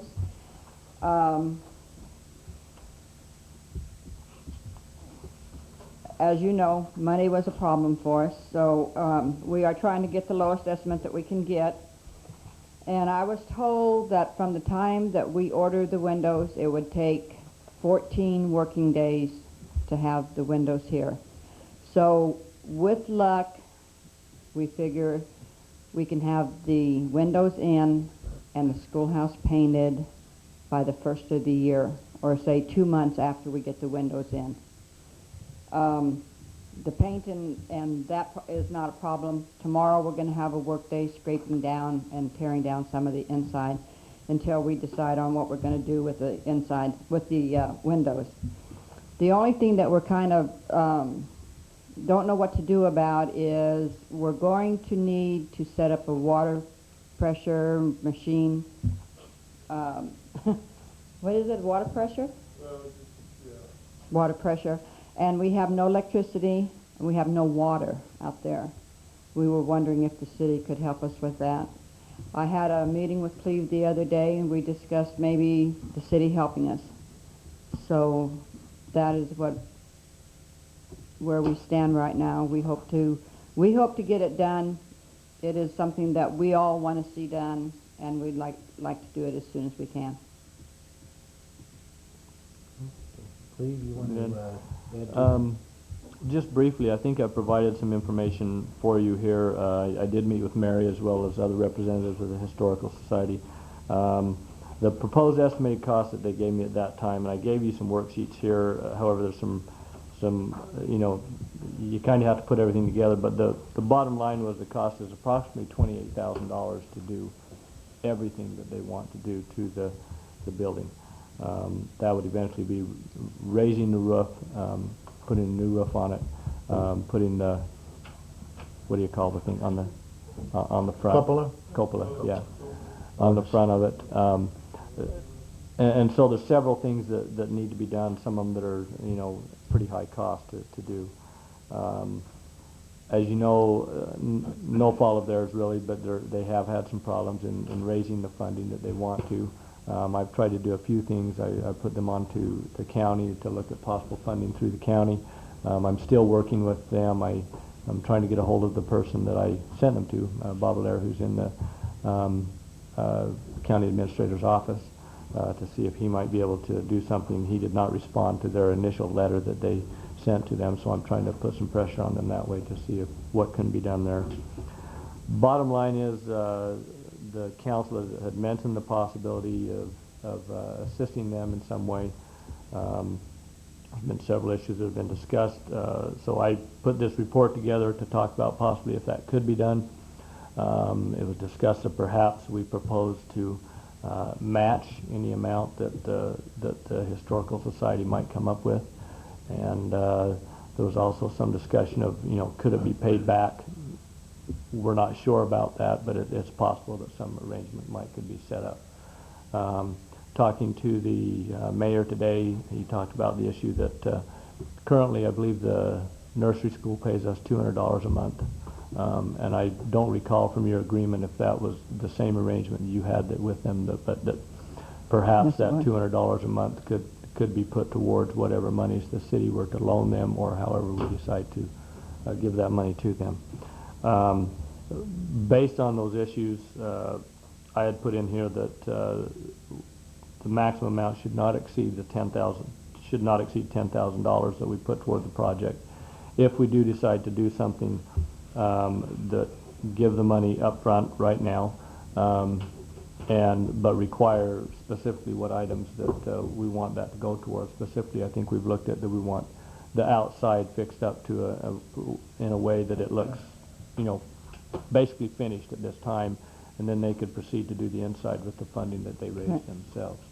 One thing that this will, as you know, this will assist us also in being able to proceed with our teen center project.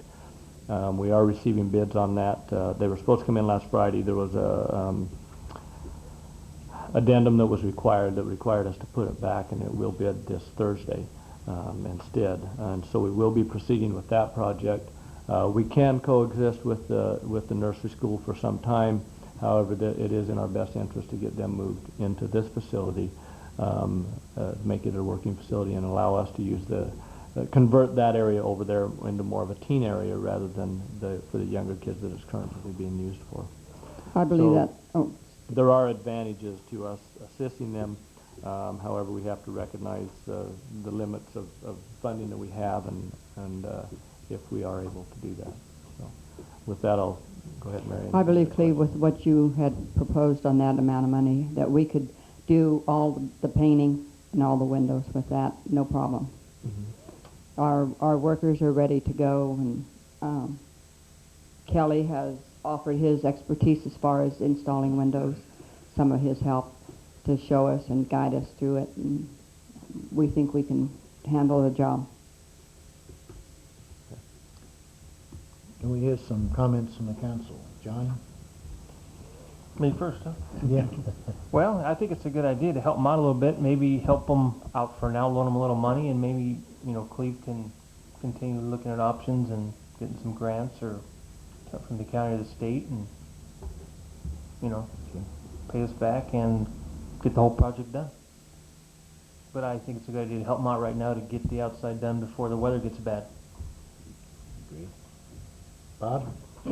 I would be very much in favor of helping the Historical Society any way we can to complete the project. And this is part of our community. This is something that it makes sense. It makes sense for us to help the Historical Society. Keeping that in mind, of course, budget is a consideration, but I think there's things that we can do, Cleve, and I'd like to see that whatever we can do, we do for them. Thank you.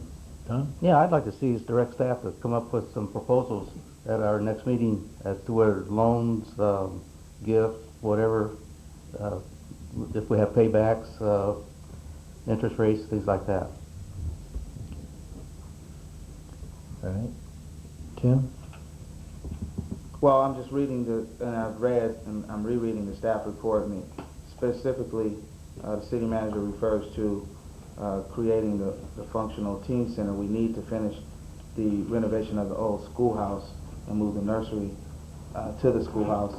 And in all fairness to the Historical Society, certainly we want to do what we can financially, but we had a big item tonight in terms of the streetscaping and finances. My thoughts are that building's not going to be repaired and be viable for use with this sum of money. This doesn't cover that. Am I correct in that? What amount? The 10,000? Yes. It will cover the outside. That's all we're talking about are the aesthetics of the building. The aesthetics. So in other words, the building won't be complete on these funds necessarily. So the options that my colleagues have referred to, we really need to look at when it would be feasible for us to be able to have it as a functional building. I'm all for making it look better because that is the paramount concern right now.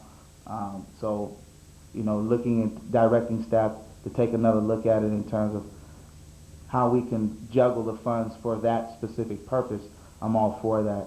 But for the fully funded to make it functional, I just don't think we have that kind of funding readily available.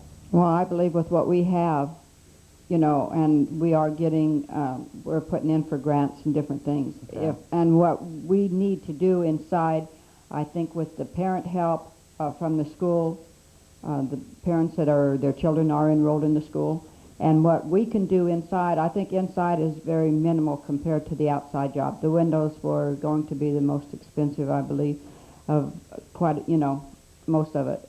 The inside would be the walls, we're doing that ourselves, and the linoleum and the painting, we can all do that ourselves on the inside.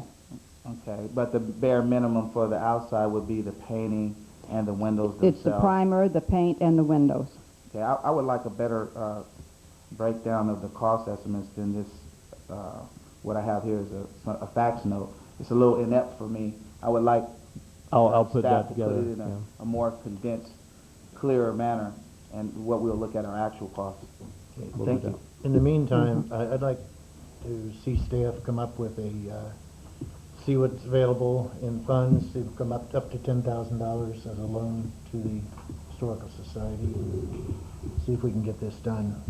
Can we have a motion of some sort? Well, in addition to it, I'd like to see the city help out where we can. You know, it's like if we can use city people to, like the water connection, is that completed in electrical and? The water is up so far. The electrical hasn't started. We talked to Milo Meza, and until he knows exactly where the things go, he doesn't want to start it and then have to redo it. I think Kelly is going to meet, is that correct? Kelly is going to meet with Milo Meza to tell him exactly what needs to be done, and then he will go ahead and do it. I had another question on the roof. The roof looks to be the most expensive part of the project. It would not be possible to use that building until that roof is put on. The roof that we have is a metal roof, and it does not, to our knowledge, does not leak. It is good for now. It can be usable. Okay. As is. Okay. Yes.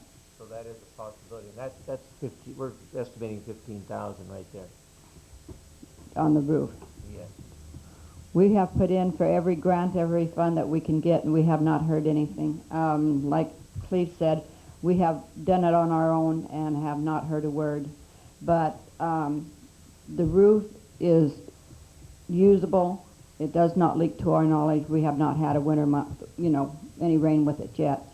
Mostly what we have to do is the outside of the building, and what inside people that remodel their house, it's stuff that we can do ourselves, we believe, with a little bit of help, maybe someone that knows a little bit more knowledge than what some of us women do, but I think what's inside, we can do it. Cleve, can you bring this information back to us for the November 6th meeting? Yes. Okay. Cleve, are you going to see very much of an adjustment in our tax income because of Streetscape? Sales tax income? I don't anticipate that's going to be a big one. No. Okay. Right. Thank you. Thank you. I think we'll get it straightened out here, and we'll have you an answer by next November 6th. Okay? Thank you.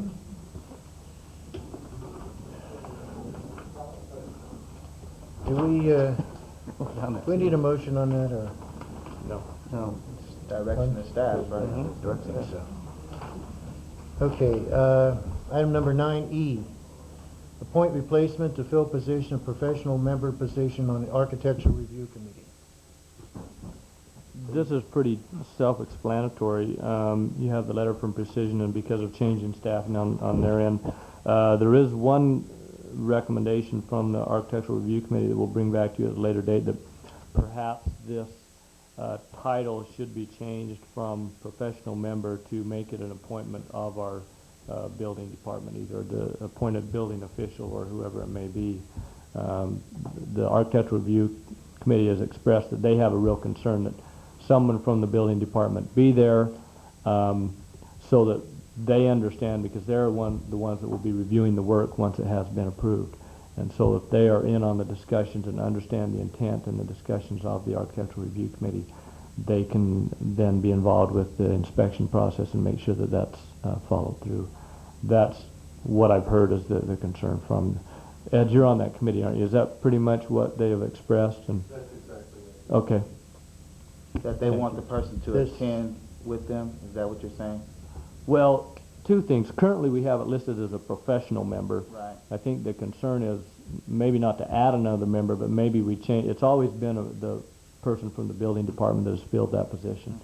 And so maybe we change that title from professional member simply to city-appointed building official from our building department or something like that. So we'll look into that and bring that back to you, but I think it would be appropriate for you to go ahead unless someone has another recommendation or another something, you know. Well, is it going to be a certain person or just any representative from the building department?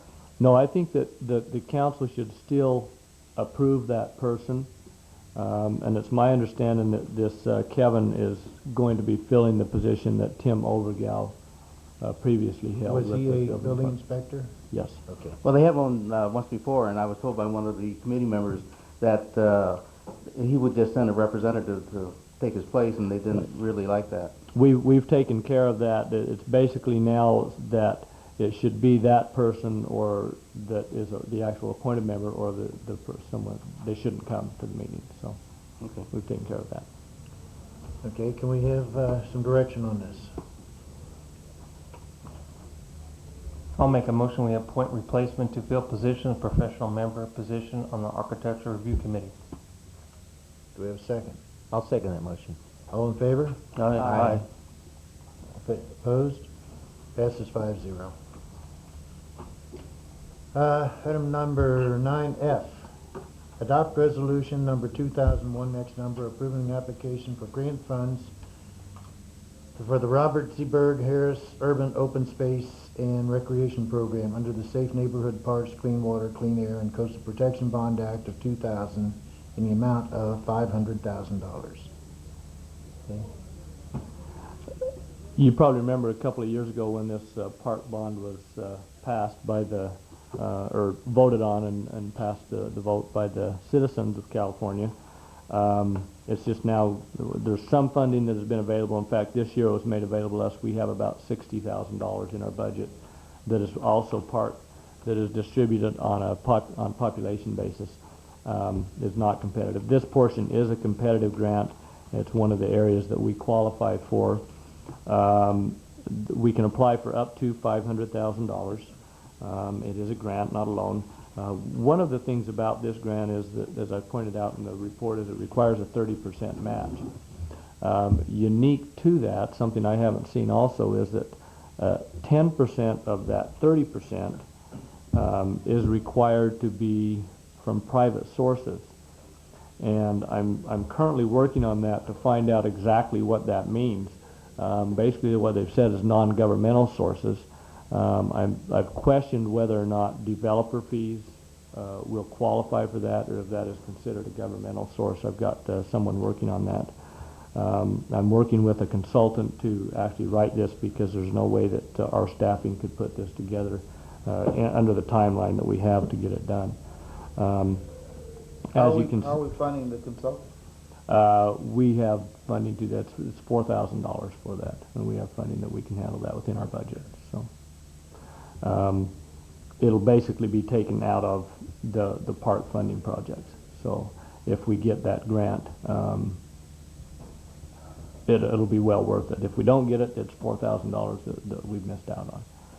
So bottom line is, what I need is a direction from council if we want to try and go after this grant. It's an opportunity for some funding. My proposal is to put it towards, I previously mentioned at our last meeting, I believe, about possibly putting it towards the baseball diamonds.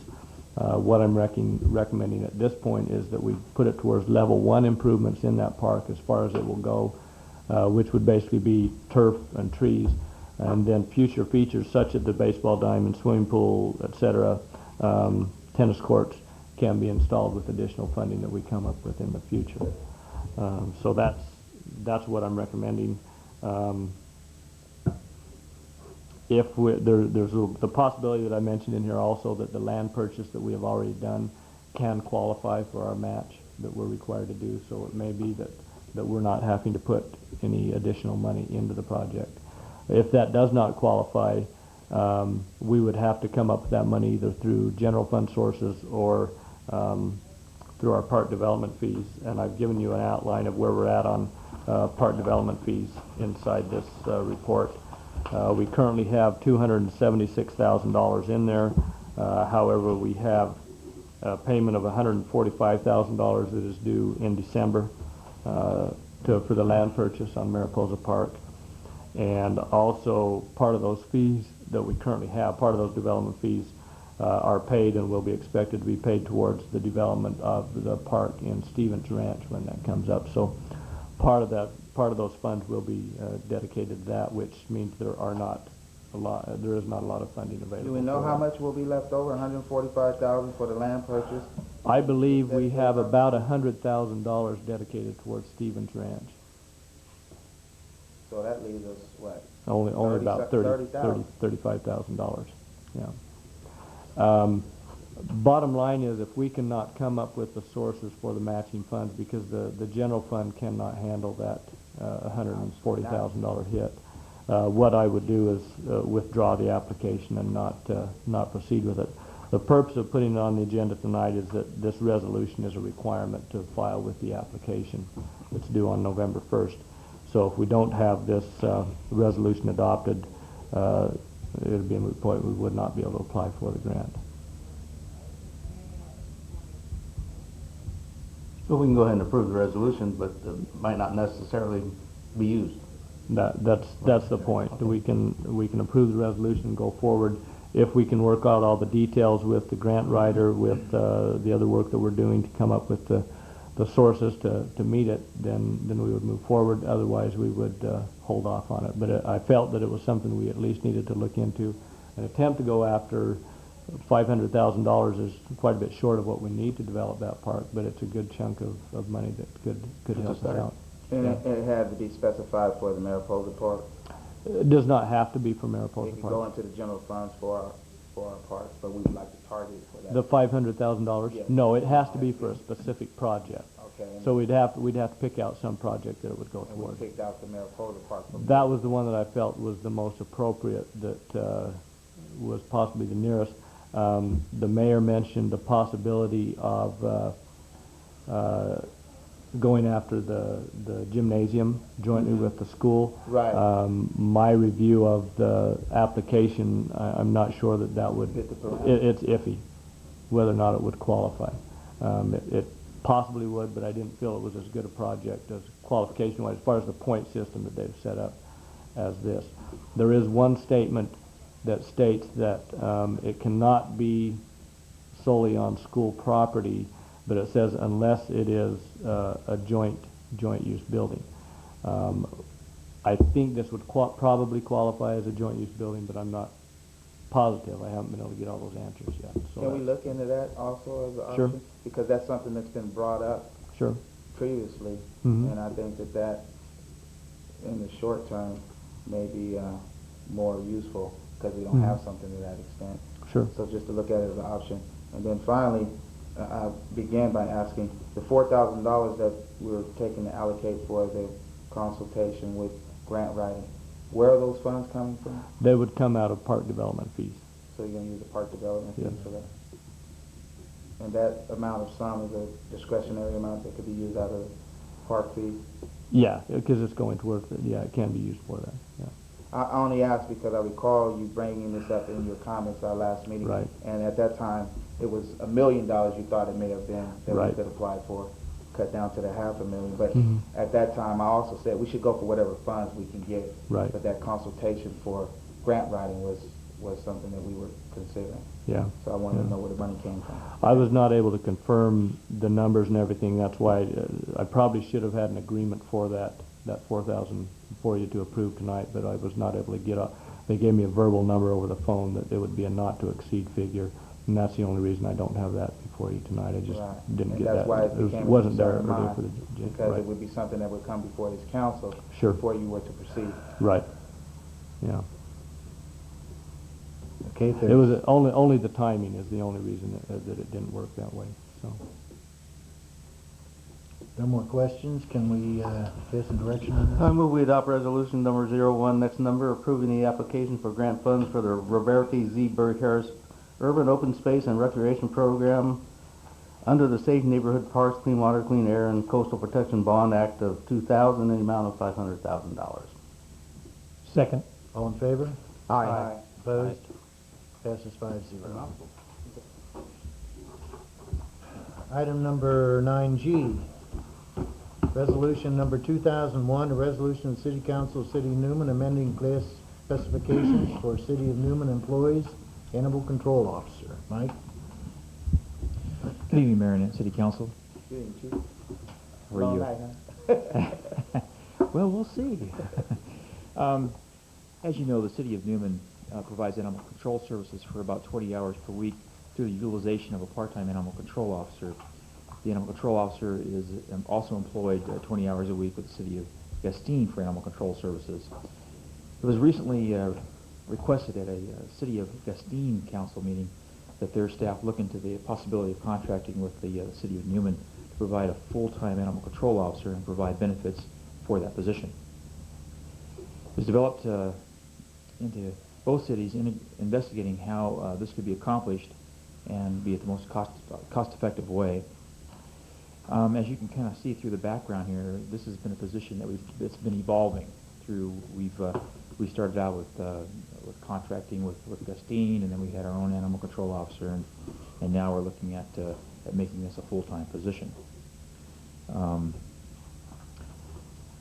There's been discussion between the city managers and myself and my counterpart of police chief in Gastine into looking into how this could be accomplished. One of the things that we were looking at was providing a contract agreement. We're looking at basically that as far as being able to look at this, which city would be able to actually provide the best, provide the benefits at the least amount of cost, and we were able to do that by about a $4,000 margin. In doing that, we'd also looking at Gastine would have to pick up keep remaining their 20 hours of contractually contracting with us for a fee of about $18 an hour, or an overtime cost of about $24.50 an hour for any call-outs over and above the hours that they would be contracting for. So with that, we are looking at the City of Newman being able to hire this individual on a full-time basis. We're looking at the current contract that I have attached to here would only be cover a time period. I'm looking at November 1st, a possibility, and going through our fiscal year until June 30th of 2002, and then a new contract would have to be developed and approved by this council and the City of Gastine Council. If you move on down, I have how I would propose we be able to fund that for the rest of this fiscal year, which would be 8 months. Breaks down to about $25,064, and this would break down with the City of Gastine contracting for half of that, or $12,532. City of Newman share, our share would have would be broken down as follows. We'd have about $7,600 would have to come from existing funds that were already approved, and additional funding from this SLESF grant funding, which we already have in possession, and we still have remaining funding in there to cover the amount here. How much is in there? Do you know? Yeah, right now I've got about 12,000. Okay. So remaining, and then I have another 100,000 that I've been assured by the governor. He signed that'll be coming to us. We'll be getting an additional $100,000, and that's what I'm looking at for the upcoming year, to how that would somewhat be funded. So if you look at what we're looking at down here, I'd be able to make up our share for this existing year. But for the upcoming fiscal year, I'm looking at a shortfall. I'm looking at that part of this could be covered by currently we have budgeted, and I imagine I'd be putting in the same amount of budget, $6,000. I was looking at upgrading that to increase for the upcoming year for another $2,000, which would come out of our general fund. I'm looking at another $8,000 that would be coming from this SLESF grant funding. And then the remaining 15,000, almost 16,000, would be coming from the city of Gustine, which would bring us to a total of 31,000, almost like $32,000. So I'd be looking at a shortfall for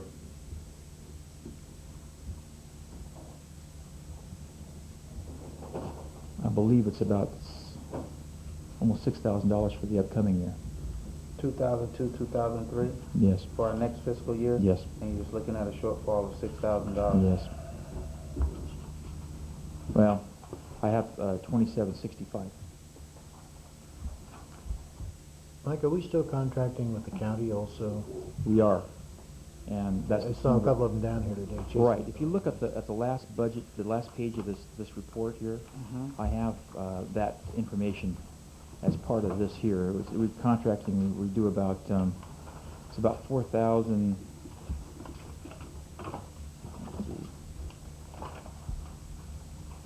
Yeah, it's $4,500 is what I've got under contract services. 4,500. That's what we pay to the county for these same services. And so, will we be able to eliminate the county services by having a full-time animal control officer ourselves? No, we would not. Basically, there are new rules on how you dispose of animals, and we are not able to maintain our shelter at the new Hayden laws levels that came into effect about 3 years ago. So basically, I would have to maintain the county for There's animals. a fee assessment that costs us from the county, I'm presuming, what you're alluding to now. Right. To maintain the county, there's a fee assessment for us to drop the animals off in there. It's actually just a contract of what it amounts to. We don't have any patrol services per se by the county anymore. Basically what we do is we have an on-demand system. When we have dogs that are at our kennel, we don't try and hang on to those over an extended period of time or over weekends. We try and have those, we call ours not a shelter anymore, but a transfer station, because a shelter has all kinds of requirements that we don't want to really try and maintain. Yeah. And so... So what do we keep them, like a day or two or we something? keep them up to a maximum of 3 days. 3 days, okay. Yeah, they have to be held up to a maximum of about 5 days. The county holds on to those animals for the remaining time that we have not made up to that 5-day period, and then they're either adopted out or euthanized. The 4,500 is a fixed cost then? Yes. For that service. So how many hours will she be working here? She'd be working, she'd still be working 20 hours here and 20 hours in Gustine. So you call 20 hours full-time? That'd be 40 hours altogether, but 20 hours of that would be contracted. You say we're only hiring a part-time man, not a full-time. Yeah, we're hiring a full-time and contracting her out for I half thought the time. Justine was hiring them and contracted us. No. No. No. That's the way it showed up in the paper that way. Did you read it? No, you read Oh. it, but it's not right, no. Right. Well, both cities have actually looked at this thing as trying to hire an individual full-time, 40 hours a week. I'm not sure that we have 40 hours a week of need. I'm sure we could keep that individual very busy if we had her for that amount of time. But what we're looking at here is being able to actually raising our level of service as far as the individual themselves with the benefits. We are, because our insurance is cheaper and our social security, it's our purse that's a little bit cheaper, just because of the number of employees that we have. So And they also will be a code enforcement officer and... if you look at the job description, that's what I'm looking at doing too, because basically I'll be talking about that portion of the code enforcement with the next item. But basically, yes, we're looking at trying to utilize this service and get the best bang for our dollar for the amount of time that we have her out there. As you can see, my last item I have on that budget, though, is that I'm looking at an expense of about $5,314, which would be a shortfall. I'm sorry, what was the shortfall again? It's at the last line there. It's $5,053.14. And that's for the upcoming fiscal year? Yes. So basically, what we're doing is we're sharing the expenses. That's what it amounts to. In order to be able to provide her with health benefits is what it amounts to. And my take on it is it's something that have been brought to my attention because I've made readily use of the services and spoken with Jackie firsthand, and I don't mind conveying that. If it necessitates it and we can work it out budget-wise, I'm not directly opposed to it, but what I see here is it's like a contingency basis. In other words, it's contingent upon a continual contract with the city of Gustine, where it's almost like a year-to-year type of full-time job situation where we're going to be able to cover on her benefits, which is Well, Tim, as we go along, and we're growing, and maybe at a point of a few years we will need a 40. Well, we would 40-hour just make it person. our full-time employee, and I'm not opposed to that at all, Mr. Mayor. There's one thing that did come out of this that was a concern of mine, and that was the negotiation of how this came about.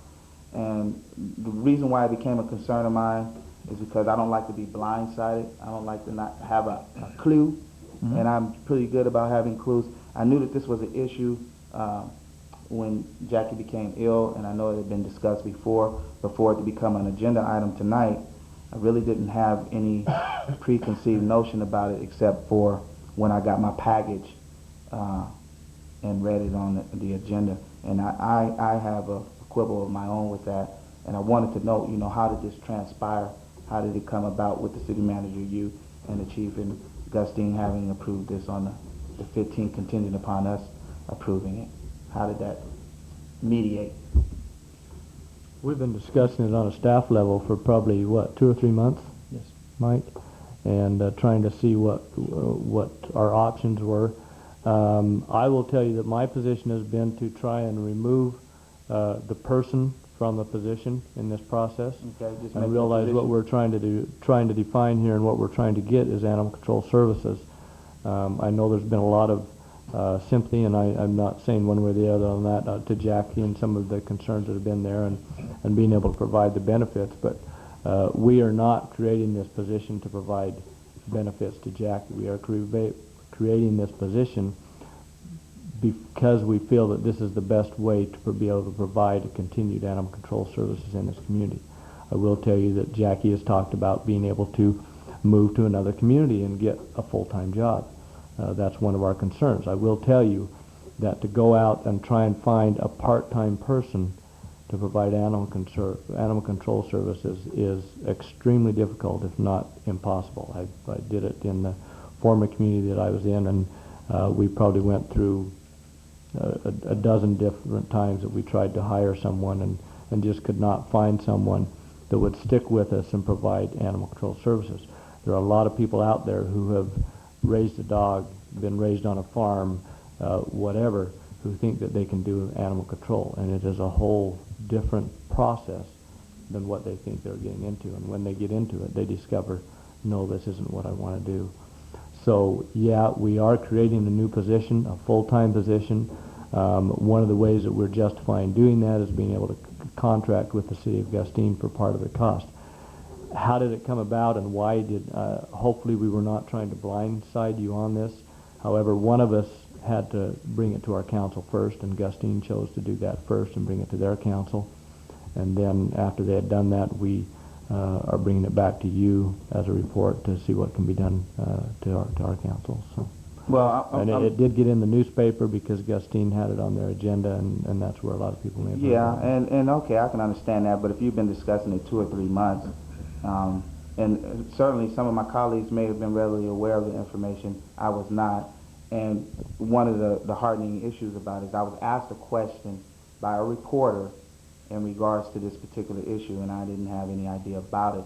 And so my pertinent question would be then, since you've been personalized it, and I understand the reasoning for that because it is a position, what are the other options if we were to contract with the county for those services, which we've used and have rendered our city services as well, opposed to this mediated agreement with Gustine contingent on our approval or disapproval? What are those cost factors if we use the county?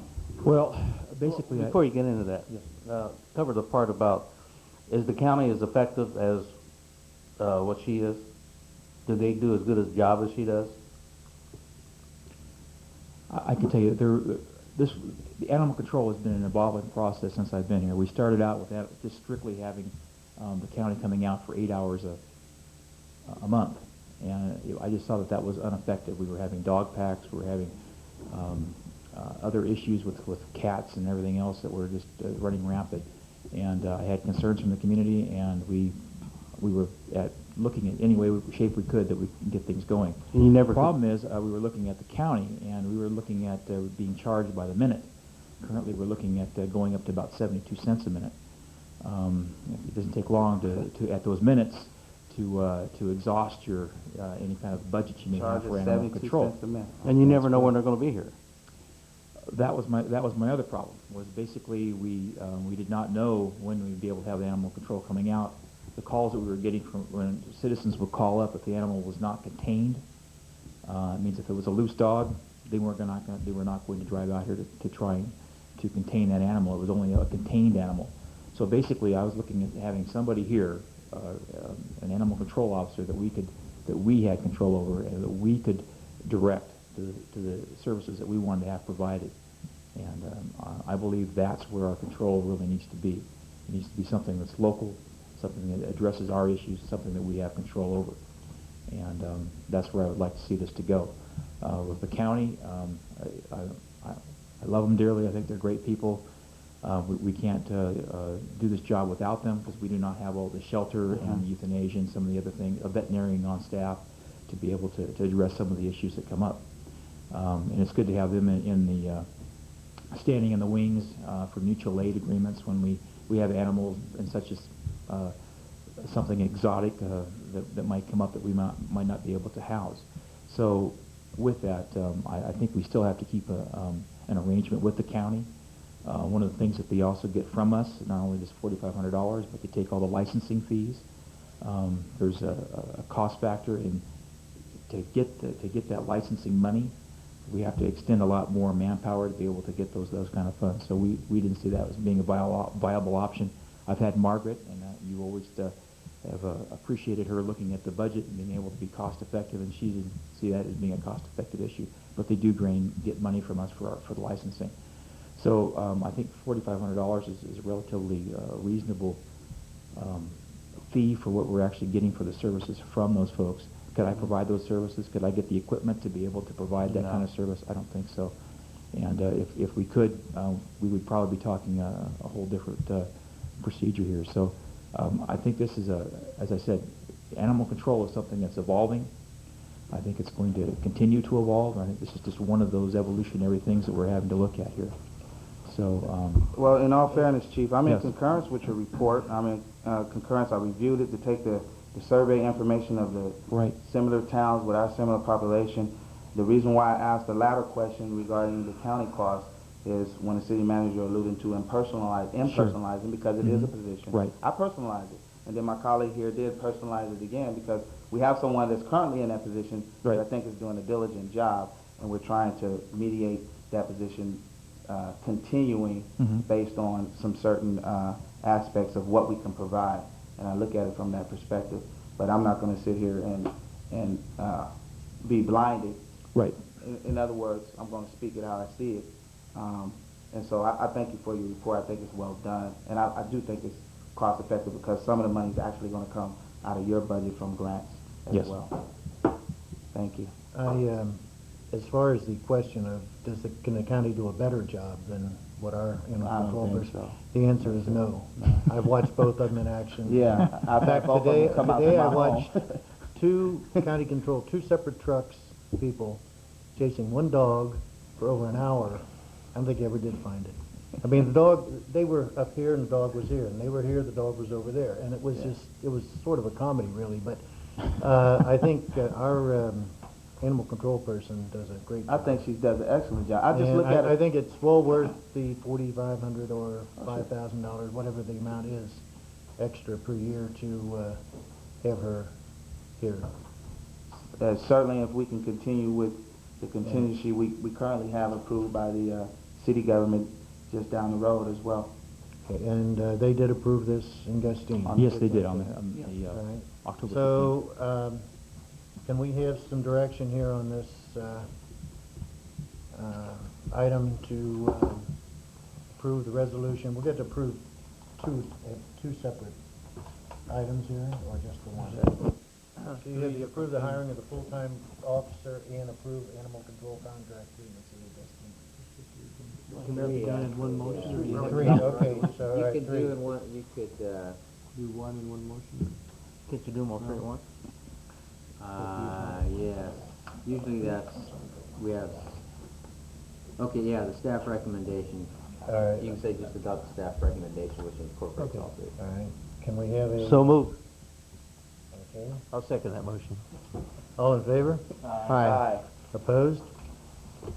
Passes 5-0. Mike, I had a question. The utilization of this person, you said that they would be also code enforcement, and also, didn't we use this person for watching downtown as far as vandalism? She is out tonight watching Cement Drive. Well, I was wondering what happened. I know we must have lost it, because I heard heard comments from Bob and Boa that there's been a lot of vandalism down there. We have had vandalism, and I know, and I've we have been down there, and they don't Right. they don't watch what they're doing. They just go through yellow tape and they don't care, Right. even with someone standing on it. It's crazy. But Unfortunately, they've been pouring at both intersections too, and she's only there to watch one of them at a time. And she does a fine job. She does a good job on code Yes. enforcement. Yes. yeah, she does an excellent job. So, Well, okay, let's move on we'll try and do better on to that cement, Bob. item number 9H. Adopt resolution number 2001, next number, a resolution authorizing extension of the abandoned vehicle abatement program until 2012. I won't be around then. Can I take this one, Mayor? Yes, please, Mike. This I think is going to be a real easy one for you to be able to digest. It's basically a program where we do a project of code enforcement, and these are for lack of a better term, yard cars and vehicles that are on the street that are abandoned or in disrepair. And the way this project works is if we do the work as far as properly marking it, and taking pictures, and proving that we've actually done some work on removing this vehicle, the state gives us, I think it's an approximately about $150 a vehicle to remove those vehicles.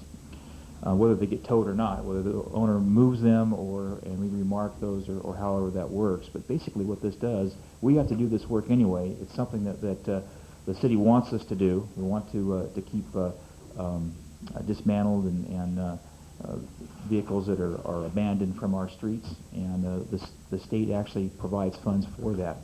The problem that we're having is the law that provides the funding for this is coming to a sunset, and it's going to be coming to a sunset next year as of April of 2002. We're looking at new legislation, and we're looking for a letter of support from the council to show that we want this to be continued, for this program to go for another 10 years if we could. And with that, we're just looking for a letter of support. There's no monetary cost involved with this, and there's no budget impact. So to me, this is a very an easy, hopefully an easy decision on your part to be able to make. If we choose to not support this, then basically we will be doing that work and not being able to receive the funding for it. We have to, the money actually goes to the county, and then we have to prove to the county that we've done the work. And we've been doing this all along. We average about we get about $10,000 that's worked out of this, and we usually remove about 130 vehicles from our streets throughout a year. So it's a worthwhile program. It's also something that a job that we want to do. It's something that you've encouraged the police department to maintain and duties to do. So with that, we're looking at just a letter of support to be able to maintain this program. I'll answer any questions you may have. I don't. When they ask any questions, that Yes, sounds like a Mr. no-brainer to me, but. I was hoping they'd bring something simple to you for a change. Right. I'll make a motion, we adopt resolution extending the abandoned vehicle abatement program until April 2012. Second. All in favor? Aye. Opposed? Passes 5-0. Thank you very much. Thank you, Mike. Item number 10, items from city manager. Please, anything else, sir? I don't really think have anything else to add tonight unless council has questions about any projects going on. I think we covered about all the projects tonight. Well, except for Inyo, but he has a meeting tomorrow on that, so. Yeah, I am meeting, Ernie Garza and I, representative from Caltrans, will meeting with the person from the sign company tomorrow to try and bring that to a close. Okay. Items from city council members. John, anything? The only thing I would like to add is we need to, as Mr. Navoa stated, we need to do what we can to guard our cement, whatever it takes. You know, I thought we were doing what we could. The one thing that he mentioned, I think it's the one he talked about where they walk through the cement. The one that I know of anyway, it's actually in front of Wooden Goose, not Pioneer. Maybe there's another one in front of Pioneer. But we try to get them out there. Part of the problem is with the contractor. They're actually responsible for security of all of their concrete. What we're doing is additional time that we're putting into it to try and watch that. It means taking, additional police officers off the street or whatever. Most of it happens at nighttime. But some of the last one at the Pioneer Drug actually happened during the day, and we did catch the person that did it. Claimed it was an accident. We weren't really able to do a lot with them, but there is a problem. Sometimes we have committed one person to watch as much of the time as we can.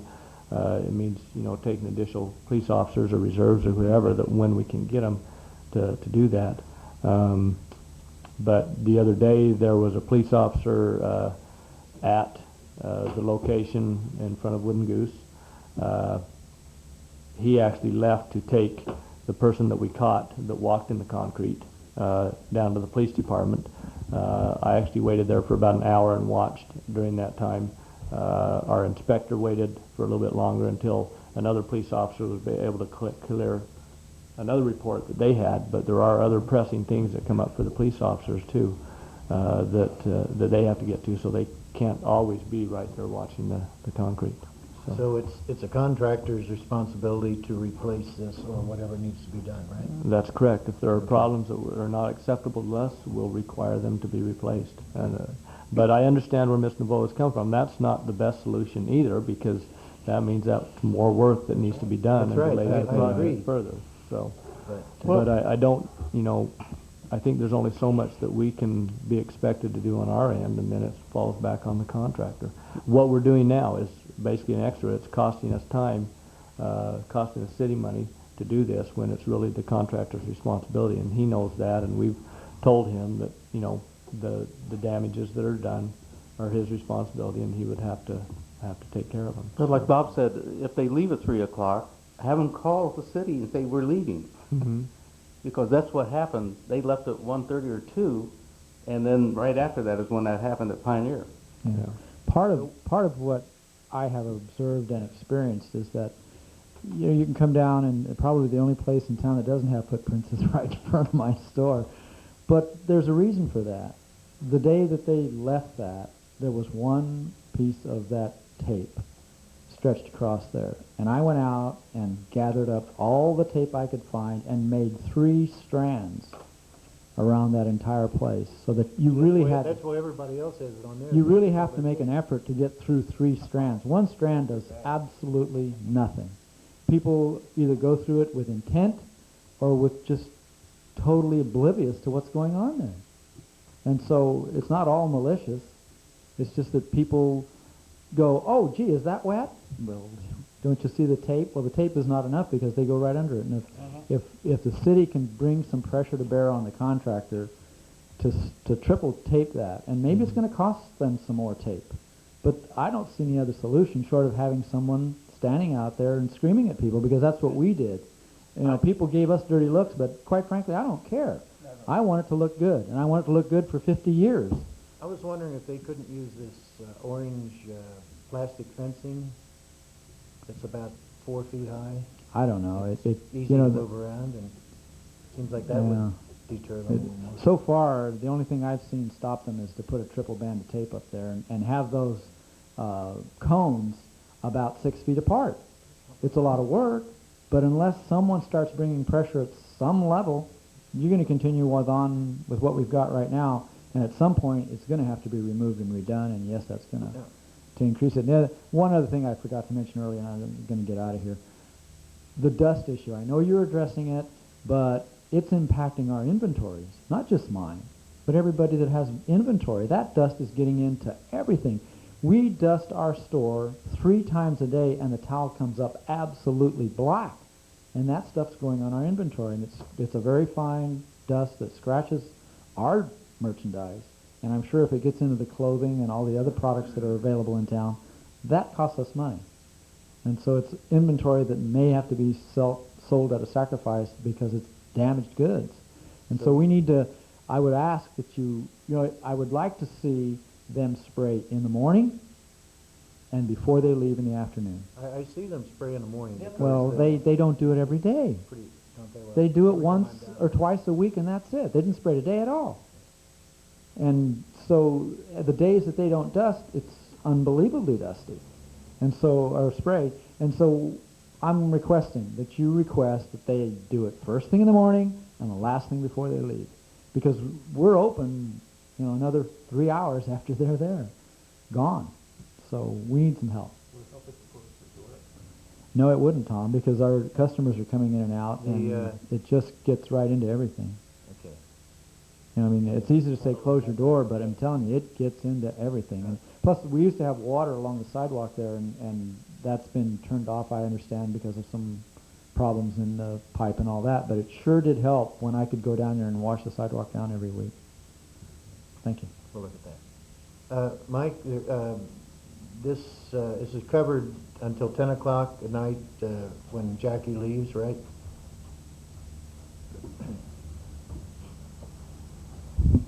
Yes, we have her watching the downtown from 5 p.m. till 10 p.m. Okay, and then there's no one there to cover. We do passing checks. We don't have anybody else after.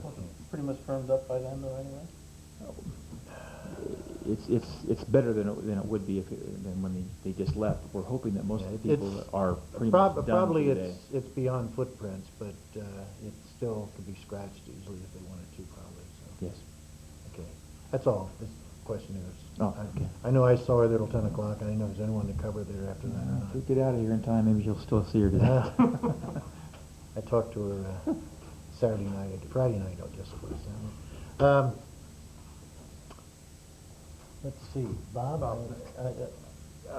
just to follow up on the streetscape, I know what Cleve is saying, that all this damage can be taken care of by the contractor, and I think before he gets out of town, we ought to make sure that all these things have been identified and have been corrected, whatever it takes. Because I'm sure Ray's got a handle on that. yeah, I'm just saying we want to make sure that the town looks nice. And just, I know this is hard for people to understand, and I know especially for the merchants, because right now it's a very difficult time for them. But I would like to think that because of what we're doing, we're going to do something for this city. We're going to revitalize the downtown area, and hopefully that if everyone survives, that it should make it better in the future. I know, but it's hard to look at that when you've got the problems right now to deal with. But anyway, I just feel that it's going to make a big difference down the road. That's all I have. Okay. Tom? Nada. Okay, I don't have anything either. Item number 12 is probably pretty important. Anyone like to make a motion? I move we adjourn. Second it. All in favor? Aye. Opposed?